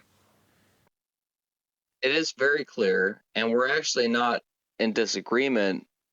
And I would just like to offer my further agreement by saying the whole reason I brought up this topic was to suggest that insofar as the supernatural is that which may be equated with metaphysical, maybe that category of entities which mold our reality, which are beyond physical description or manipulation. Gravity is asserted to be one of those things. That's my only point. That's the only reason I brought up the whole topic, which is to say that when modern members of the cult of scientism invoke the term gravity, they are necessarily invoking a supernatural concept. No, they're not. It's an effect. Gravity is the effect of the bending of space-time. The cause of that effect is claimed to be the uneven distribution of mass. That is, in physical terms, a cause and effect relationship. It's not supernatural. Gravity's defined. Yeah, but you can't bend a conceptual medium. No shit. Right, so the idea that you could even possibly bend a conceptual medium is a supernatural claim. That's what I'm saying. No, you just can't bend a concept. It doesn't suddenly make this nonsense supernatural. It isn't. It's a cause and effect relationship. I've just said this and you've ignored it and said, well, no. The cause and effect relationship, described as the uneven distribution of mass causing the bending of spacetimes, actually supernatural. No, it's described as a physical cause and effect relationship. Second time, you've just going to ignore it again, no doubt. No, I'm not going to ignore it because I agree with you that the alleged effect of gravity is not manifest in our observable reality. Right, so that's the end.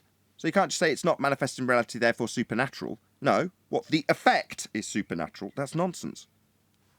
I'm not telling you what it is. I'm telling you what the people who claim that it exists think of it as. No, you're not. You see? You're talking nonsense. I know what they claim it is. You're not describing what they claim it as. When you describe it as supernatural, that isn't what they claim it as. Maybe I'm giving them too much credit. Maybe you're just making up nonsense about what our opponents claim. No, I'm really trying to like. Go ahead. It may be possible. It may be possible that you've been around too many anti-flat earthers and you've been caught up in the sophistry part of it. I said that earlier. You know, Was it you that offered up Roofies? These bent lines almost look straight. Was that you? No, never. No, my bad. But it's the same thing. If you spend enough time around our opponents, that would be anti-flat earthers, they'll lead you to believe that gravity's some supernatural... No, it isn't. It's the uneven distribution of mass causing the bending of space-time in pseudo-Riemannian for space-time mathematics. That's what it is. That's how it's defined. That's what Einstein came up with. That's what it is. They'll tell you it's supernatural. Okay.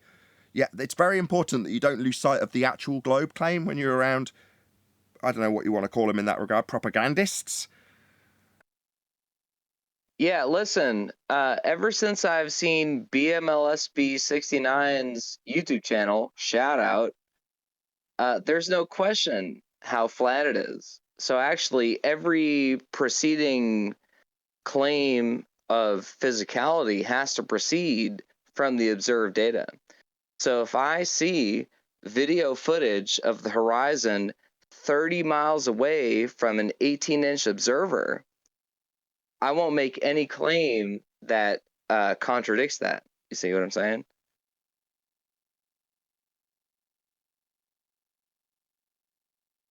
You guys think that I'm like doing devil's advocate shit here. I'm just, you know, I'll tell you what you're doing. I'll tell you what you're doing. You're wasting time. You're wasting time chasing a claim that they've never made. Yeah, you spend enough time around them and they'll make you believe that they have an argument. But they'll never show you any support for actual real world support for this argument. It'll always be only maths and made up ideas and concepts and nonsense. So especially because half the time these guys will tell you, these same guys will tell you supernatural things don't exist. So how is their claim of gravity supernatural coming from the same people? You know what I'm saying? Yeah, well, one of them said that the definitions of words are meaningless. So anything that they say is likely to be a load of nonsense. Look, but that's what I'm trying to say. That's what I'm trying to say. Like, I think it's important for any reasoning being to understand what types of entities fall into what types of categories. And the category of existence that the alleged entity of gravity falls into, in my opinion, is supernatural. No, it's wrong. But that's fascinating.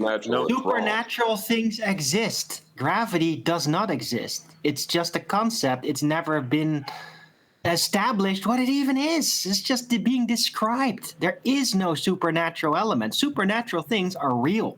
They're provable. Gravity isn't. Right. It's akin to me saying Narnia is real and then giving you a load of maths for Narnia and you disproving that it's real and me saying, well, it's supernatural then. Yeah, you guys seem to have a lot of baggage about the word supernatural. Sorry, they're not claiming gravity's supernatural. What? Why are you barking up this tree?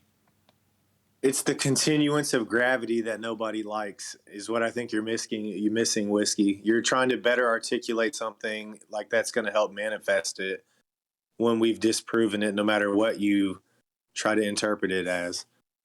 Yeah, I'm literally not interested in gravity as an explanatory phenomenon. I'm merely trying to explain how it is that people who assert gravity have such confidence when they attack our position. And I'm telling you, it's because they literally believe. Do they? My goodness. That You this haven't thing. listened to one Who's thing. they? Who's they? Where's this example? don't. Enough. You keep telling us what they think. Who's they? When I say they, I mean like rank and file, anti-flat earther / Glober type people. So this like is they just literally believe. just a stereotyping fallacy. Listen. Then. Just a stereotyping fallacy. All right, fine. Just no. Forget so it. You're using people who cite themselves as your proof. Okay. Meanwhile, that isn't what gravity is claimed to be. As much as our opponents on the anti-flat Earth side might be so confident and tell you otherwise, yeah, it's important to know what is actually being claimed by the actual claimant or the globe side in this regard, rather than the people who think they're defending it but aren't. When you're making an argument, instead of trying to think trying to attack what you think they're arguing, ask them what they think and attack what they say they think. It's not what you think they think. Does that make sense? I'll give you a real anti-flat earther claim. Over the weekend, right, I wanted to get into this earlier, but over the weekend, whereas Wally was trying to claim that what Wolfie meant when he said drift was that the autopilot was correcting for the rotation of the Earth. Right? This is what... right, this is what he was saying. So that's an anti-flat earther claim that is backed by absolutely nothing. And he's trying to get his friend Wolfie off the hook from the stupid thing that he said. Is he also a pilot? Yeah. Well, no. Is he also a pilot? No, he's not. So He would it's consider another. himself to be an authority over enough to say that, to make this claim. Oh, okay. So he's trying to save Wolfie from his own just to be stupid clear, statement. This, what's his name? Wally is claiming that the autopilot corrects for Earth turning underneath the aeroplane. Is that what he stated? This is Wally, right? Well, what he said was that what Wolfie meant was that the autopilot of the plane corrects for this. I appreciate that. Drift. Let me just try one more time. I appreciate that contextually, Wally is saying what he says Wolfie says. Yeah, that bit I'm not too concerned with because he's not Wolfie. And unless he's quoting him or citing him, it doesn't matter what he says Wolfie says. This becomes his claim. Burden of proof. Doesn't matter who he's citing. What he meant was, like the guy a moment ago, what Einstein meant was it's supernatural. No. You're now saying it's supernatural. Okay? Now, in this case, Wally is saying that the autopilot, regardless of who he says the autopilot does X, Y, Z, he's the one writing it. So let's just get that out of the way. We're addressing Wally. Wally is claiming that the autopilot corrects for the Earth turning underneath the aeroplane. Is that correct, Brian? Well, he stated drift. Corrects for drift. Drift would be the not actual deflection observed from a non-inertial turning reference frame. That's Coriolis deflection, as was being discussed in that thread we had on screen for reference from Wolfie. They were discussing Coriolis effect. I went to great pains to clarify what the discussion point was, and when discussing Coriolis, drift is the not actual deflection observed from the non-inertial turning reference frame of a projectile moving in a straight line, seeming to drift. That's what drift is. But Wally is saying that autopilot accounts for Earth turning underneath. Correct? Yeah, that's the basis of his claim, yes. Then Earth would be turning underneath Wolfie's aeroplane, and a flight from Charlotte, North Carolina to Los Angeles would only take an hour and a half, because as the plane flew through the air, according to Wally, Earth turns underneath the aeroplane. That would massively shorten the flight times of that aircraft. From Charlotte to LA would only take an hour and a half. It takes about 4.5, 5 hours. So while he might try and claim that autopilot corrects the path for Earth turning underneath, the direct consequence would be a massively reduced flight time when travelling east. That doesn't happen, Wally. You're a clown. What the hell is going on here? We're still talking about Coriolis after all of these years? Yes. Wally seems to think that aircraft autopilot correct for Earth turning underneath airplanes. And if Earth is turning underneath aeroplanes, then Charlotte, North Carolina to Los Angeles would only take an hour and a half because, according to Wally, Earth is turning underneath the aeroplane. That simply does not happen. What an idiot. And the category kind of just sounds like Wally realized that Wolfie fucked up and he's trying to clear that up for him. That's what that sounds like to me. So rather than contacting this employer, he's just trying to white knight for the pilot that could be putting people's lives at risk because he doesn't understand Coriolis effect. Man, what a different attitude they take to their own side when they mess up and don't understand things that could put people's lives at risk, i.e. correcting for things that aren't actually happening, like Wolfie is claiming to do. That's very concerning. Why white knight for him? Just do what we've done and say, I won't be getting on that if we find out which airline he works for. I won't be getting on that plane. I don't want my pilot to be correcting for things that aren't really happening. That's scary, man. Scary stuff. But he's telling us that really, actually, autopilot is correcting for Earth turning underneath Wolfie's aeroplane. Well, that would shorten the flight times massively. You stupid Wally. Yeah, because that would mean that the autopilot is correcting for a not actual apparent drift. Well, no, that's Wolfie's concern. Wolfie has stated that he corrects for drift. Well, that not actual deflection experience from the ground on a non-inertial turning reference frame. Yeah, ground control to major idiot. Yet the actual trajectory, I'll bring it up on screen again as I've got the video to hand, is a straight path. That's the real trajectory of the aeroplane in this example. Well, the real trajectory straight, Wolfie says he needs to account for the apparent trajectory. That would be this looking like it's drifting trajectory. You definitely don't want your pilot accounting for things that aren't happening. That's scary, man. Very scary. But Nathan, even on a definitional point, drift can only be experienced from the moving ground. Yeah. So a plane could never be accounting for drift because drift is from ground looking up at the apparent deviation of something in the inertial reference frame. That's right, that would be the second flat earther pointing out to and I kid you not, pilot, that the, quote, drift Wolfie thinks he corrects for is only capable of being observed from the ground. That's right, Mr. Yes, you do understand what Coriolis effect is. And the drift doesn't actually happen. But Wolfie thinks he's correcting for it. Man, that's a scary airline. Does that autopilot work with the lockstep air? Don't pay too much attention to what Where's Wally said. He seems to think that a flight from Charlotte, North Carolina to Los Angeles will only take an hour and a half because the Earth is turning underneath the aeroplane and the autopilot can cope with that no problem. Hour and a half flight, right, Wally? Yeah, he's just an idiot.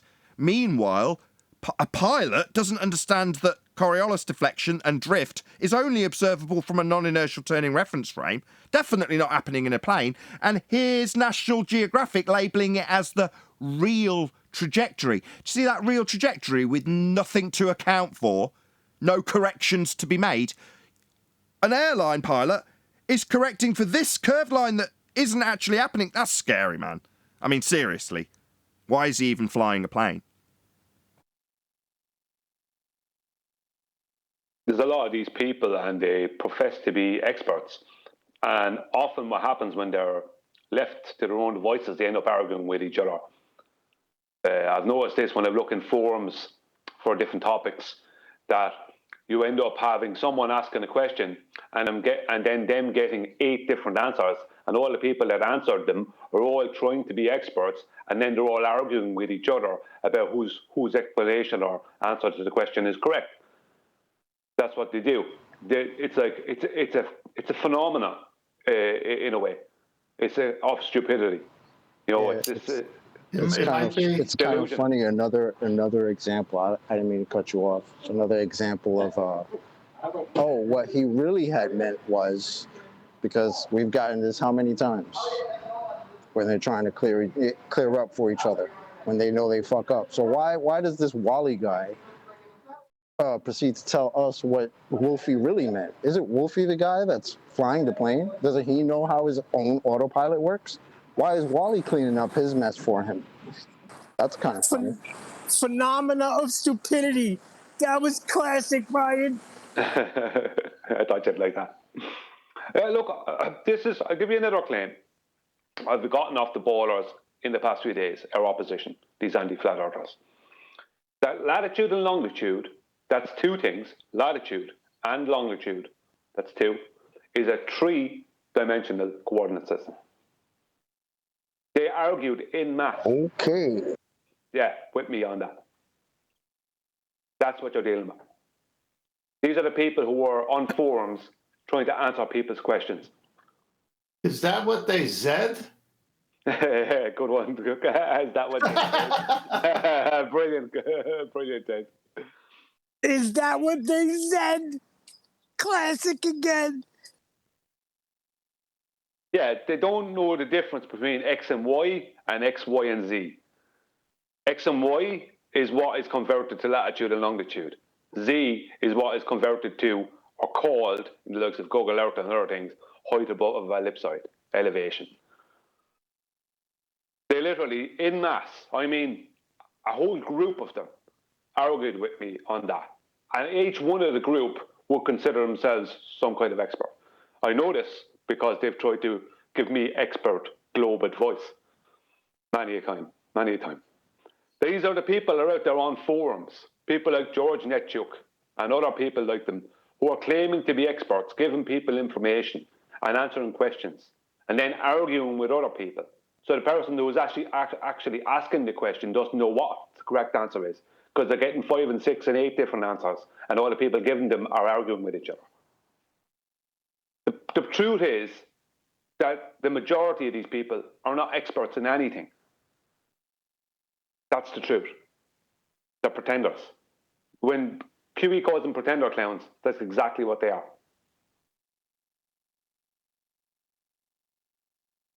I had one saying that nobody claimed space is in a vacuum. Now, they're saying they're not claiming space is a vacuum. One particular anti-flat earther. I mean, this is what they're coming out with. They just keep changing the goalposts every time you turn around. Well, that's a concession. That's a concession. Because that's funny. Space is claimed to be a vacuum. So when an anti-flat earther says, nobody claims the sky is a vacuum, or nobody claims the horizon is Earth curve, or nobody claims we'll experience deflection, it's like, the globe claims the sky is a vacuum, the globe claims the horizon is Earth curve, and the globe claims we will experience 15 degrees an hour drift as Earth turns underneath stuff called Coriolis effect. So when you tell me that you don't experience those things, those are actually concessions.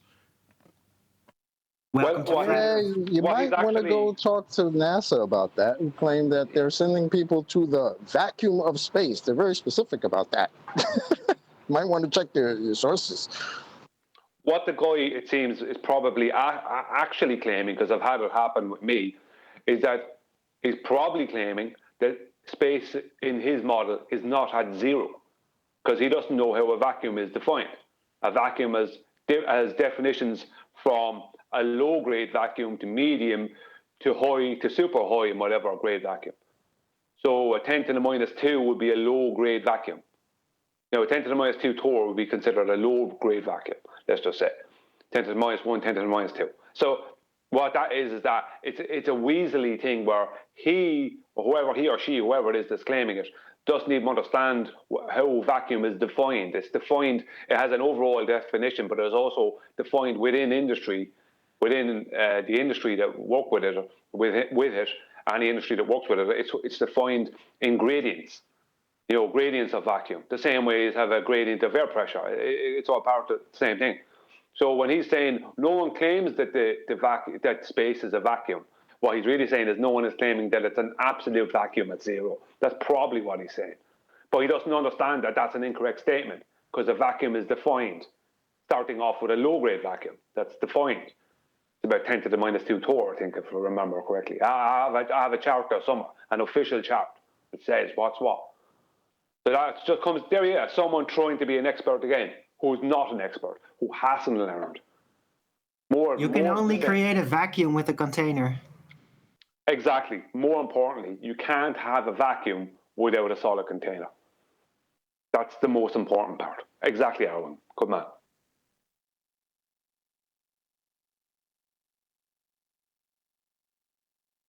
Yeah. Yeah, the anti-flat earthers, what they're doing is they're looking at the arguments, they're noticing how we've won, and then they move beyond it. So they basically take up our arguments and then claim that they are proof of globe, pretty much. And they create machinations to make that seem like the case. That's what they do. So none of them would ever defend the actual globe claims. They're just going to take our observations, our proof, and then claim how that proves the globe. And that's what they do now. Well, if you think about it as like heliocentrism is a worldview, right? And flat Earth would be like the apocalypse for them, be the end of that world. So, yeah, they think they're holding off. Yeah, they're holding off the apocalypse. It's taking it away from reality and putting it into a painting with endless possibilities. It's like an art project they'll never let go of. But the cohesion, the actual physical world bound logic that was supposed to tie it into reality, that's not there anymore. Yeah, but the anti-flat earther, they're holding off the apocalypse to them, Yeah, well, I mean, it's true. Denying the apocalypse, they can't hold it off. Yeah. It's already happened. Yeah, when the Black Swan argument came out, regardless of it being the same argument being around for years, when it was eventually formulated into a proper argument that could be and is being used, anyone who then after that claimed, on their side, nobody claims physical geometry can be seen or is getting in the way of boats or buildings, or whatever claims, or crazy claims they're making. Any claim, globe or heliocentric claim past the Black Swan is somebody who has decided to disregard all actual physical evidence and just go straight to belief abstraction, whatever. If you've gone that far and you've stated things like, was it AB Science and all these people, nobody claims to see physical geometry. That's exactly what the globe was claiming to be. There was a claim that the horizon was a physical location that blocked boats and buildings, as Nathan always says. But it's not. It's an optical location that doesn't physically block things. It's not physical. So if you're claiming that nobody claims it was physical, that means you've already gone into a personal psychiatric unit at that stage, because you're trying to hold on. Why weren't they telling? Go on. Sorry. Go ahead. Yeah, I finish up. I just say you're trying to hold on to something that's obviously not real. Go on, Chocolate. Sorry. I was going to say, why weren't they telling us that in 2015, 2016, when they were telling us how many inches or feet a boat was missing behind the physical Earth curve? All of a sudden, all this geometry we don't see, we're not expected to see. But in 2015, 2016, 2017, 2018, these things are being hidden by physical curve. What happened? That's a hell of a switch. Well, they still believed in the curvature calculator, right? Back then. Imagine believing in a calculator. A calculator that excludes perspective and is really based in orthographic view, right? That's the weirdness about it. They never knew that. We didn't know that. We figured it out. Well, isn't it based? Isn't it based in the orthographic view of an orthographic view? Yeah, and they're claiming now, just to add to that, John, they're at this moment claiming, and it's there on my channel, that orthographic view is perspective view. The perspective is in orthographic view. That's literally what they're claiming. That angular size change is taking place in orthographic view. How I see orthographic view, it's like a slice out of 3D vision. But because it's only a slice and not an actual 3D vision, it's always going to be warped. It can never accurately present the total 3D dynamics of optics, ever. Yeah, because perspective view is three-dimensional. Perspective view has a three-dimensional baseline. Orthographic view is just two-dimensional. You can't show orthographic view without a flat piece of paper or a computer screen. You can't do it. You can't buy orthographic view glasses because they don't exist. You can't see that way. You know, you can't do that. There's no orthographic mode button. Maybe the orthodontist might have one. Nathan around? Is Nathan around? Yeah, I'm still here. I run this show. I put a postulate or an answer. I just woke up in Ballbusters. If you want to look at that, for the read it? Issue earlier. Abstract. For the issue earlier. Existing in thought or as an idea, but not having a physical or concrete existence, not applied or practical, theoretical. That's abstract. Supernatural, above/over the natural. Immaterial, not physical. They both share non-physical concreteness. However, supernatural does not exist in thought, even though thoughts are supernatural, in brackets, and supernatural is not theoretical. E.g., all abstractions do fall under the supernatural category, not physical, but informational thoughts, etc., which are also supernatural, are not theoretical and mostly, assuredly, applied and practical. Hope this helps. Yes, it does. It was an excellent discussion earlier. You say? Let me be nitpicky and say that's not scientifically theoretical. Sorry. Couldn't help it. Better be. Am I validated or aren't I? I'd say, yeah, you are. Yes, you are. To a degree. Well, no, to a degree. Not. There's an overlap. When I said grey area, when I said there was a grey area, that's what I was alluding to, QE.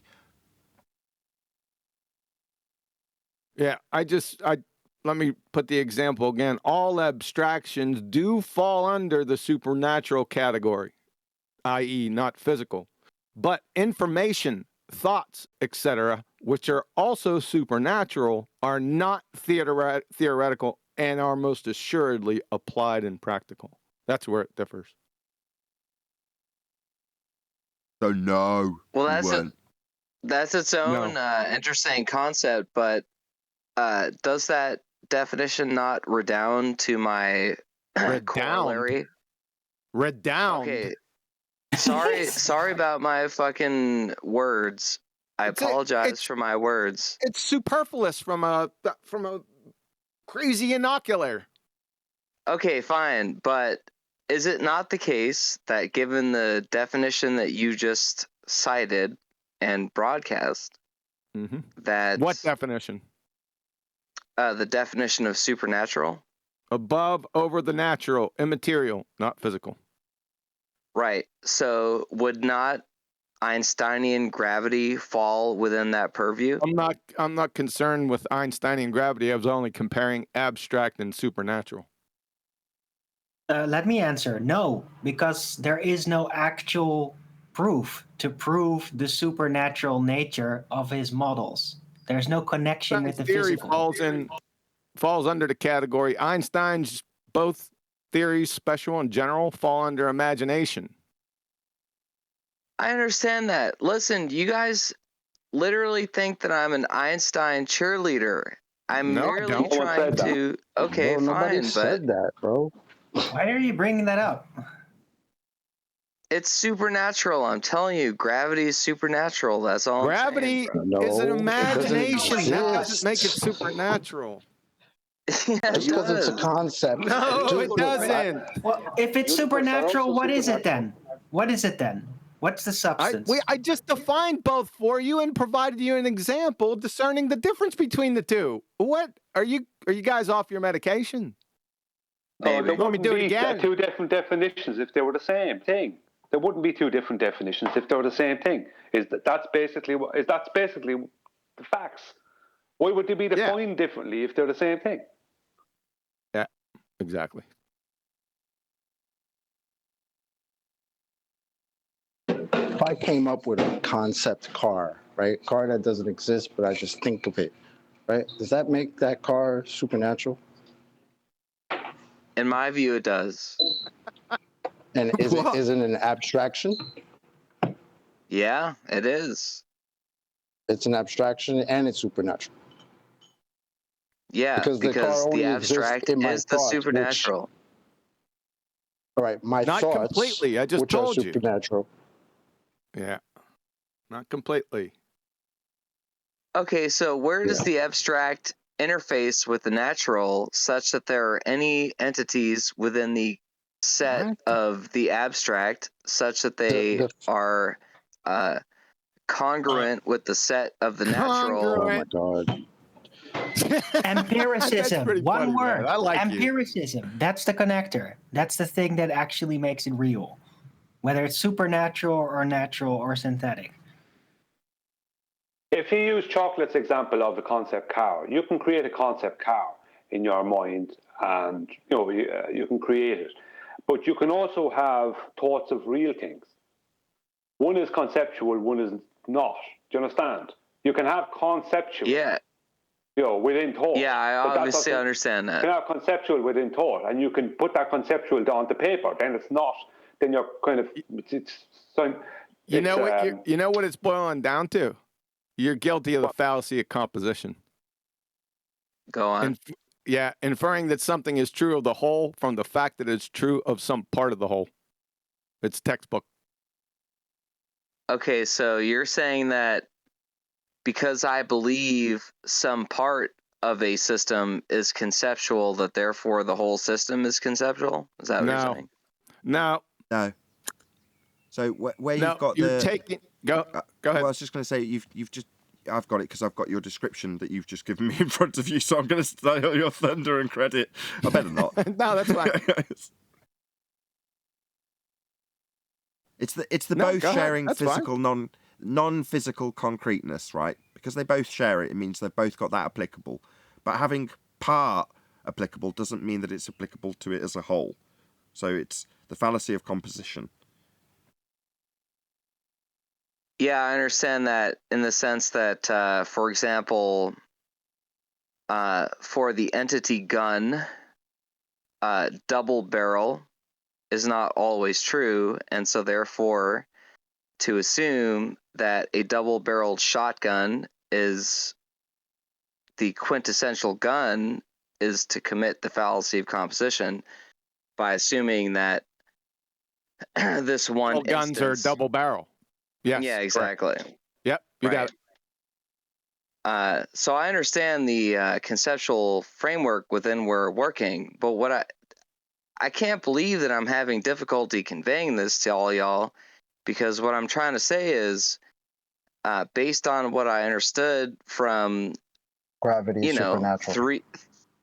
three years because it doesn't of exist. the science, 3 years of the science versus scientism lectures, that we're having a difficulty understanding the distinction between the natural, supernatural, and synthetic. We're believing. Speak for yourself. We're not. You are. We're not. Is phlogiston supernatural? Is it? Or is it just a concept? No, it's not supernatural. It doesn't exist. It's a concept. Okay, proving that supernatural things do or did not exist requires a different metric of proof than demonstrating that natural things exist. No, Is no, no. this correct or No, incorrect? no, no. Proving that they are natural puts them beyond being supernatural. They fall into a different category if you prove that. So all it means is that the thing that you were identifying then as natural was miscategorized as supernatural to begin with. That's all that means. No, it doesn't. So let me ask you. Bro, What do you mean? Can two plus... really quick? Go back to the car real quick, right? The thoughts that I Yeah. use to create this concept car in my head, right? The thoughts are real, right? You would call that supernatural, right? Yep. Okay. The car itself, the concept of the car that I used my thoughts to create, that's not real, is it?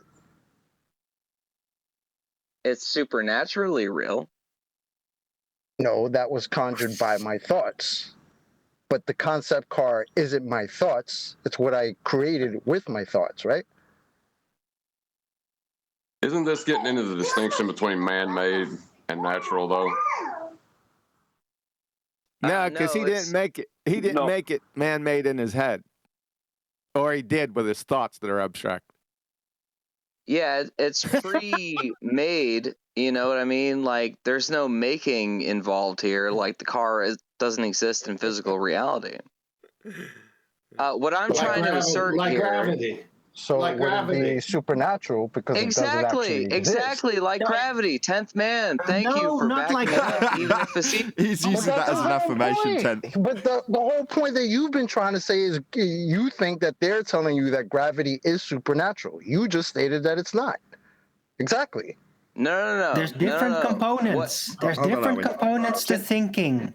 If you have an idea and you formulate an idea, my position then that idea, that accurately. information is dude.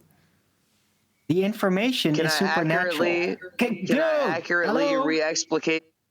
Hello? Okay, right? So Chocolate thinking of a car, designing it in his head, that's information. That process, what he's doing it with, is supernatural. It's, not physical, but it's there. It has a logical foundation. It has a structure. People can basically copy the idea just by telling it, right? However, the thing, what it's actually doing, the information together, the car, that isn't real. It's a concept. It's a concept created with the supernatural information, right? The car itself is not supernatural. It's just a concept composed within the supernatural. It is not supernatural. It's a concept. Okay, hold on. More importantly, do you like my thumbnail? To facilitate my demonstration of concentrate in the sense that I'm translating the explicative. Yeah, Eli, why don't you re-explicate? Eli, I'm dead off here, bro. Did we just catch Eli trying to use a... Did we catch Eli trying to use a more complicated word? Let's have that once more. Everyone, listen. No. Listen. Everyone clear the airwaves for Eli. If I'm superfluous, hello. Just kick my ass out of the server. Hello. Let's just clear the airwaves for Eli. Go ahead, Eli. Let's hear that one more time. I just want to reanimate to demonstrate the epistemological contours of a construct wherein things seem superfluous and so on. Forget it, guys. Out. Right, Whiskey Shaman, what are you doing? Well, just Eli was supernatural for a second there.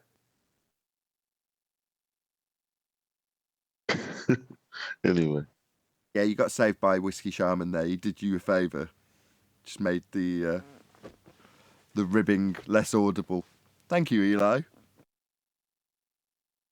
Don't take it personally, Whiskey Shaman. Your thoughts are probably deeper than your average Joe. So we're just making light of you. You're all right.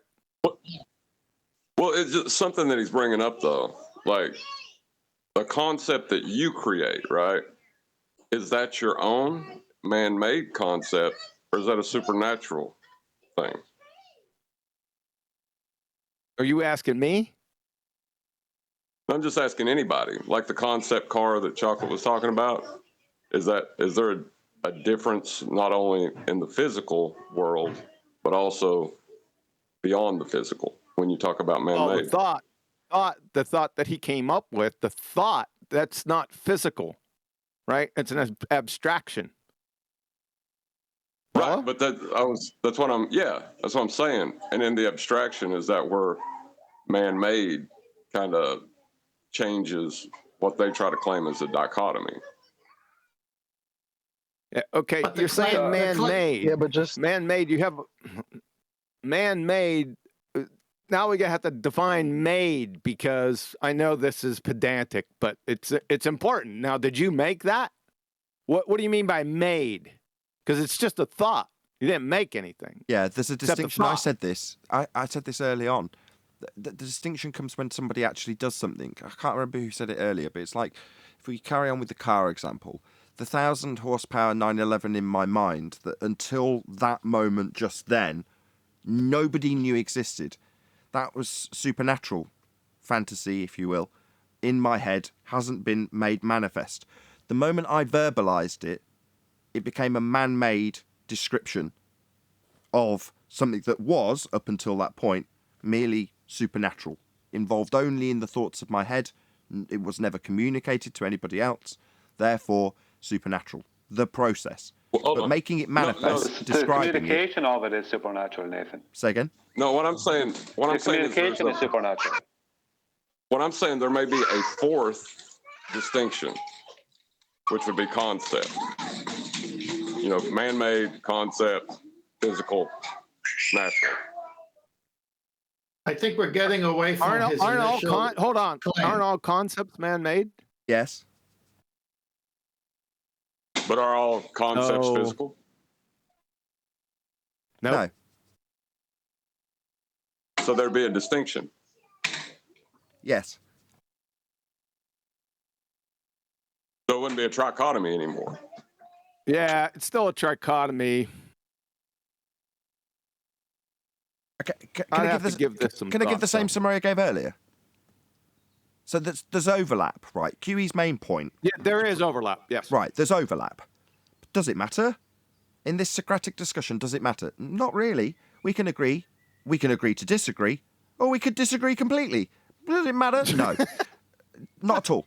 However, when it comes to things that are being abstractly described as physical, and further to that physical description of something that occurs, it's also laid down as a cause and effect relationship, a la gravity. Then you have something that can be applied to it. Then you get hyperspecificity. Yes, I said it once. That's within the scientific method. So you need to be very, very specific about what you're dealing with when you get to that method. And gravity can and does fall into that category. So while we can go, well, I think it's this, and I think the abstract description means that. That's fascinating. It's asserted as a cause and effect relationship, therefore falls under the purview of science, therefore hyperspecificity is required, and therefore, let's start at step one. What's the observed phenomena? There isn't one. That's the end of the discussion. Yeah, so you're describing an imagination, right? It's almost non sequitur to describe an imagination. It's nearly there. It's called fantasy. It's called fantasy. Yeah, that's what it's called. Yeah. Go ahead. He claimed that the anti-flat earthers are now saying gravity is supernatural. Really? And I've never heard. Well, that's what he claimed, and that I've never heard that until he claimed that, because that's not the official globe claim. So it doesn't matter what anti-flat earthers claim when they're making up stuff. I mean, this last summary that Nathan gave was perfect because it doesn't exist. I never heard that before. Who's put a name to this? Said that. Who's putting their, no, not what. I'm saying the anti-flat earther. I want to see a flag in the ground. He didn't specify. He didn't specify. Yeah, I already tried that. Rank and file anti-flat earthers was the answer to that question. Rank and file? Yeah. Anti-flat earthers. That's what a stereotyping fallacy, essentially, yeah. But true in this case. Oh, God. Here we go. Just ruin my the point. Stereotype is true in this case, like I said. Not the specifics of it, not the claim. Oh my God. I know, I take that as a win for him. Yes, you're right. This stereotyping fallacy that the unknown, unnamed anti-flat earthers that claim that gravity's supernatural, that's definitely a reasonable stereotyping fallacy, QE. I agree with you completely. I never heard it either, like Tent said. I never heard anyone say that. Ever. Other than you, Whiskey Shaman. Shill. That doesn't mean it wasn't said, though. That's an argument from silence fallacy on my part. Well, it was. It was said by Whiskey Shaman. Has he gone? Not necessarily by him. It might have been something he heard from someone else, and he's repeated, which does make it his claim at that moment. But it doesn't mean it didn't come from someone else. I have had actual, people, coworkers and stuff will tell me, well, especially when talking about the vacuum of space. Well, if God wanted to make it that way, then it would just be that way. That's the only relation to the supernatural that I can get from that. So it's like, so in that particular instance, God makes it in the opposite, that it's always in our reality. Okay. But that's where they go if they can't explain it. Oh, God just made it that way. Okay. Well, it would seem pretty apparent to me, and I think we've talked about it before on the show, and that's the video programmers outside the game, concept. So God creates Earth with natural laws for the Earth, but he can violate those laws because they don't apply to him, and thus we have miracles. But only God could do that. So now when you bring in gravity, is that a miracle now? God constantly has an ongoing miracle to keep the oceans on this so-called planet? Or is that a violation of natural law within the system he created? The latter. It's a violation of fallacy. natural law within the system. If you want to say he created, I'm good with that. Just that's not your point. So yes, it's the latter. It's a violation of natural law. Right. So then, since he didn't create the Earth with constant miracles going on left and right because of natural law, then there's no such thing as gravity being supernatural. Isn't that a divine fallacy, which Chocolate said? Well, it is if you could show that there was actually a thing called gravity in the first place. But we're describing it in the context of somebody saying, well, therefore, because we don't experience it, it's supernatural then. So no. Whoever said that. Well, I know what Chocolate is saying because I've heard Christians remark the same way to me. And I said, yes, God can do anything God wants because he's God. But what did he say he did? And what did he actually do? Exactly. As opposed to what you think he might have done. Right. That's completely different. So what's a divine fallacy? Hold on, I just twigged to what that guy was saying. He's saying the overall topic would be a divine fallacy. Is that what you were saying? Sorry, I misinterpreted what you think you meant. Yeah. My bad, sorry. The anti-flat earthers position, whoever stated that would be a divine fallacy, yes. Yes, correct. Sorry, I incorrectly identified what you were saying. My bad. Yes, you're absolutely right. Oh, that's a fallacy. On the part of the anti-flat earthers who appeal to, well, if I can't explain why there's a gas pipe feeding to the lamp in Narnia, well, God made it that way. God made the lamp that way. Obviously, lamps in Narnia can violate the need for gas because God made it that way. Okay. I didn't know it was called a divine fallacy. That's interesting. Well, you can call it. I'm gonna see that guy later. You can call it a cop-out fallacy. It was El Bariqua.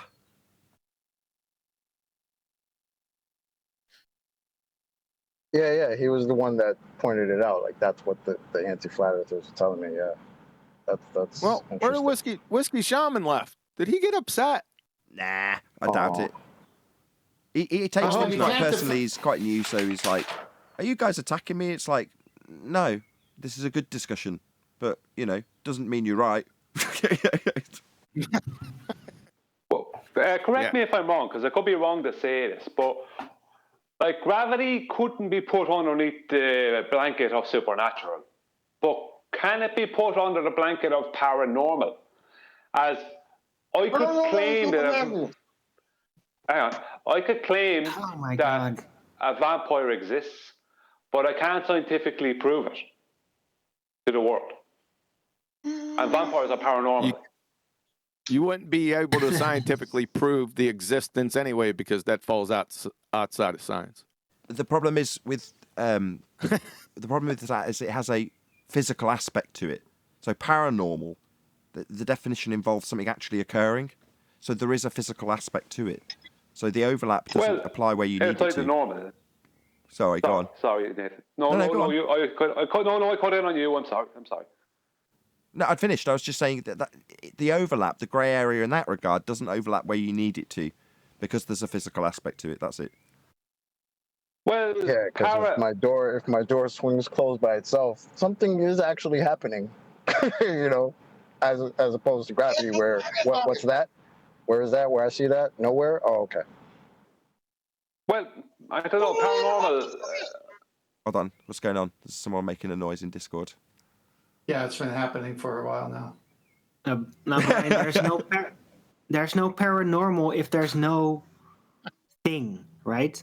Paranormal is always something out of the usual. You would have to observe it or sense it somehow, right? Without that, there is no paranormal. Well, I think that meets Arwen's description does meet the definition of the supernatural paranormal. Just looking it up now, Merriam-Webster. No, I was incorrect. Wow. Incorrect. Then it doesn't, because paranormal would require something to be outside the normal that you could experience, whereas gravity can't be experienced because it doesn't exist. Yeah, like a burning tree. Yeah, a spontaneous combustion of a burning tree, not someone going along and pouring petrol on it and setting it on fire. You're just looking at a tree and it bursts into flames. Well, that's beyond normal, right? Yeah, you can't experience something if it doesn't exist. Exactly. I can experience paranormal, something I could call paranormal, but I can't experience gravity. Right, but there's no physicality to information exchange. Yeah, I mean, I was wrong to call gravity paranormal, because something would have to seem to exist. I'd have to have an effect, something. There isn't anything. Right. That's really sad if you think about it. Gravity can't even be described as paranormal. Can I give you an example of paranormal? That's very close.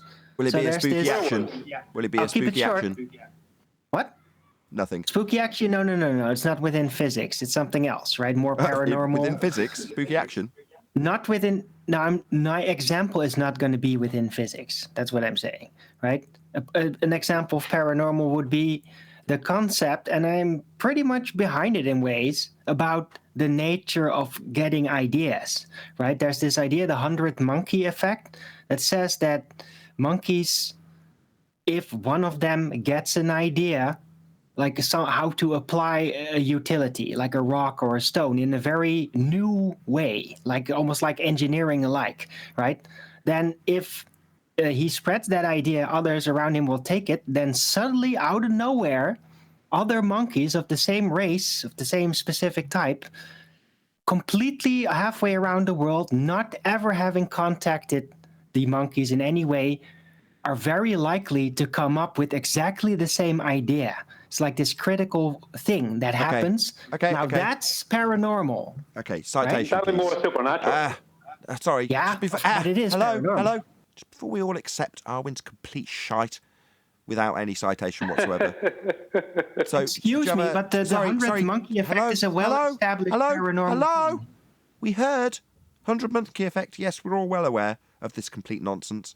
Do you have a citation for this utterly debunked crap that was made up? Utterly debunked, you say? Really? Who Yeah. debunked it? Citation. You are the claimant here, Arwin. Let's see how well you do backing up the 100 monkey Citation? effect.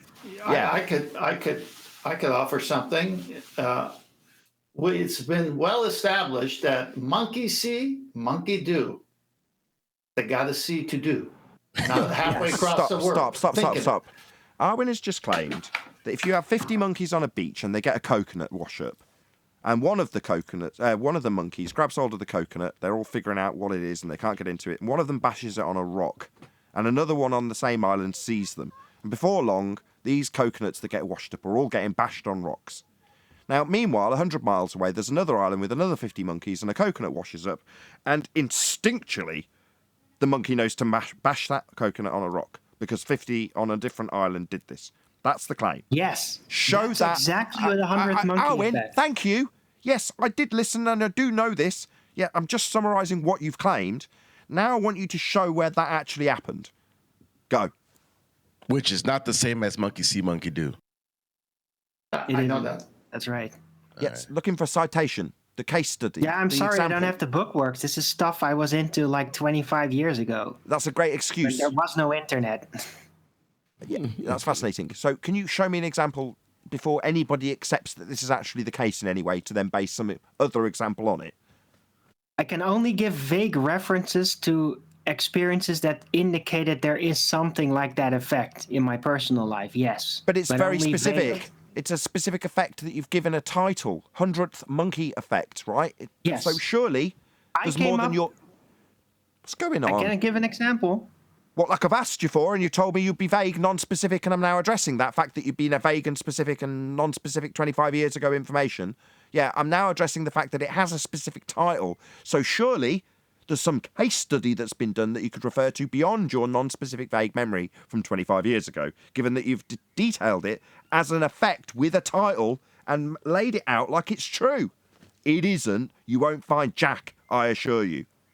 You'll find somebody who made it up, if you looked, which you haven't. Okay, fine. It was just an example of a paranormal effect, right? It automatically isn't real. That's yeah, completely. It's the nature of the paranormal. That's completely it's not made up. It's not if it's not a real thing. Yeah. So an example of something that's paranormal. Well, that's great. Example of something that's paranormal. Other than it's completely made up. It didn't ever happen, Arwin. Conceptual.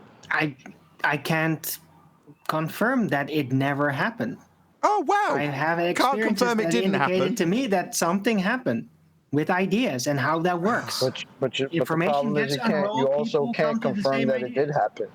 Yeah. What if it's It's just an you just argument had from ignorance two fallacy, by the way. pretty smart monkeys on two different islands? Yeah, argument from ignorance. Correct. Yeah, Can't I believe it actually didn't found happen. something called the 100th monkey effect in Wikipedia. Sorry, it's a are we pretty trying to widely catch known that? thing. That's why I used it as an example, not to scientifically defend it. You used No, it it's as an an argument example. from ignorance fallacy. You used it as an example of paranormal activity. I'm saying, given that that's complete nonsense, made-up rubbish that's permeated throughout society like it's a real thing that actually happens, there's loads of examples. There's the bystander effect. You ever heard of that? People go around parroting the bystander effect like it's a real thing. And when you ask them to cite it, they'll go to some National Geographic documentary that shows a load of actors in a room, right? And they'll do something like 5 people are in the room, one guy who's the subject, claimed to be subject, walks in and watches them all stand up when a little bell goes off. And he looks around, 2 minutes elapse, the bell goes off again, they all stand up. And it's like they're just waiting for an interview or whatever they're waiting for. And after about 2 or 3 times of it happening, he starts standing up. And they're like, look, people will just do what happens around them because they're complete sheep and blah, blah, blah. People go around quoting this and you're like, that's actors in a televised documentary. Okay. Where's the actual study of this happening? And you just go back and back and back and back in history, finding more and more dramatised examples of this. And you're like, so it's not really a test at all then. It's always presented in the same way, with actors showing you how this happens. Never a real example. Have you ever looked into Pavlov? I mean, that's what that study is. I just found something. It's psychological. It's pathological. Here we It's go. not even paranormal. Is this a citation for 100 monkeys? Let's hear it. No, So I not just 100 found something monkeys. in the This is Washington for what you Post. were talking about. The Somebody bystander else is effect. talking, Arwen. Somebody else. So I just Bystander found a effect. citation in the Washington Post that was called the Spud Duncan monkey theory, debunked. Which is also called the 100 monkey phenomenon. That it was popularized in 1979 in a book called Lifetide by Lyle Watson, which says that this whole theory of the spontaneous sprayed behavior among Japanese monkeys is a fiction that's completely refuted by the published data of the same Japanese primatologists. All right, interesting. They also described it as a hypothetical phenomenon. I was very convinced by it without evidence. In other words, there's some noise coming from Google Meets, Nathan. And it's been going on for quite some time. Is it shaming time again? Is it shaming time? No. How dare I bring up the 100 monkeys? Yes, he is. And he's doing it as a little jab below the ribs. Yes. Yeah, but no, I know. You like to nobody do that thinks constantly. that you're just making up nonsense all the time. Nobody thinks that. Good. Because I wanted to get into your example that you also ascribe to nonsense, which is basically under basic pathology from the earliest 20th century, using massive amounts of subjects to establish the genuinity of the effect. I love it. I love it. Oh, it's just adapted. This is his claim.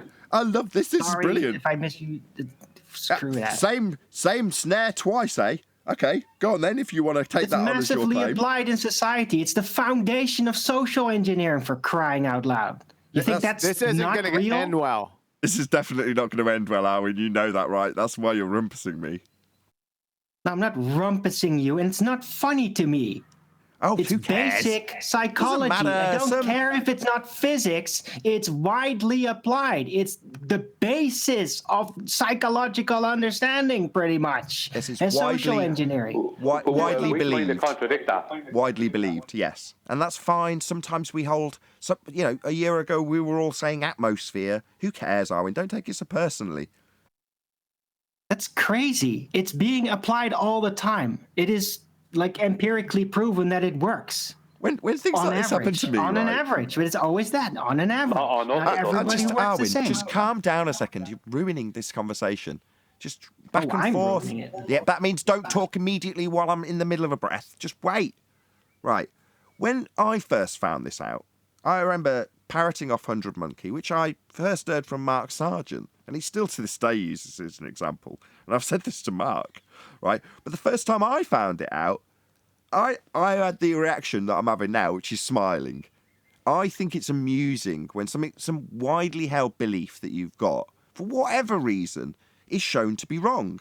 I like that experience. It humbles me. And I appreciate that you go, bloody hell, yet another thing I've fallen into believing without verifying.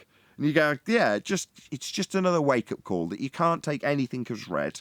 You should really research things before necessarily parroting them out. I'm not directing that at you, like you need to know that, Arwen. You know that already. We all know that. That's why it's funny to rib you about it. That's all. And that's what QE was doing when he was like, oh yeah, noise from the... He's just having fun with you. I'm glad somebody is amused by it, because I wasn't. I'm very serious about these things. And I do thread outside of physics. That's what I do. And you can't always just keep hammering me on the same spot. If I want to thread slightly outside of the field of physics, I specifically announced paranormal. Give me a break, man. Okay, we are. No big deal. That's what I'm trying to get across to you. It's not that big a deal. I think paranormal is a very big deal. Okay, that's not just what I me. meant. That's not what I meant. All right. That's a good resigning. All right. I'm happy to hear that from you, Arwen. Plus, just so it's clear, everybody here loves you. Just to be clear.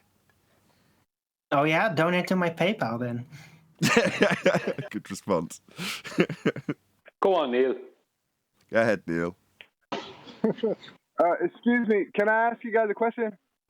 Yeah. How do you how do you make it so that I can actually post something on the live stream? Because it's like I'm blocked from it right now for some reason. That's not something I can answer. I don't know. You don't know how to. You can't give me the permission to post because I can't post on the live stream, not like even like a meme or nothing. You know. I probably can, but I don't know how to. Oh, I was just wondering if anybody knew how. Hey, that makes no sense, bro. You got a role as flat earther. You should be able to post. Well, I don't know what it is. It's been like that for a while. One day it just punished me, and then usually it punishes you for no reason, and then you're able to after like a certain amount of time, but it never came back.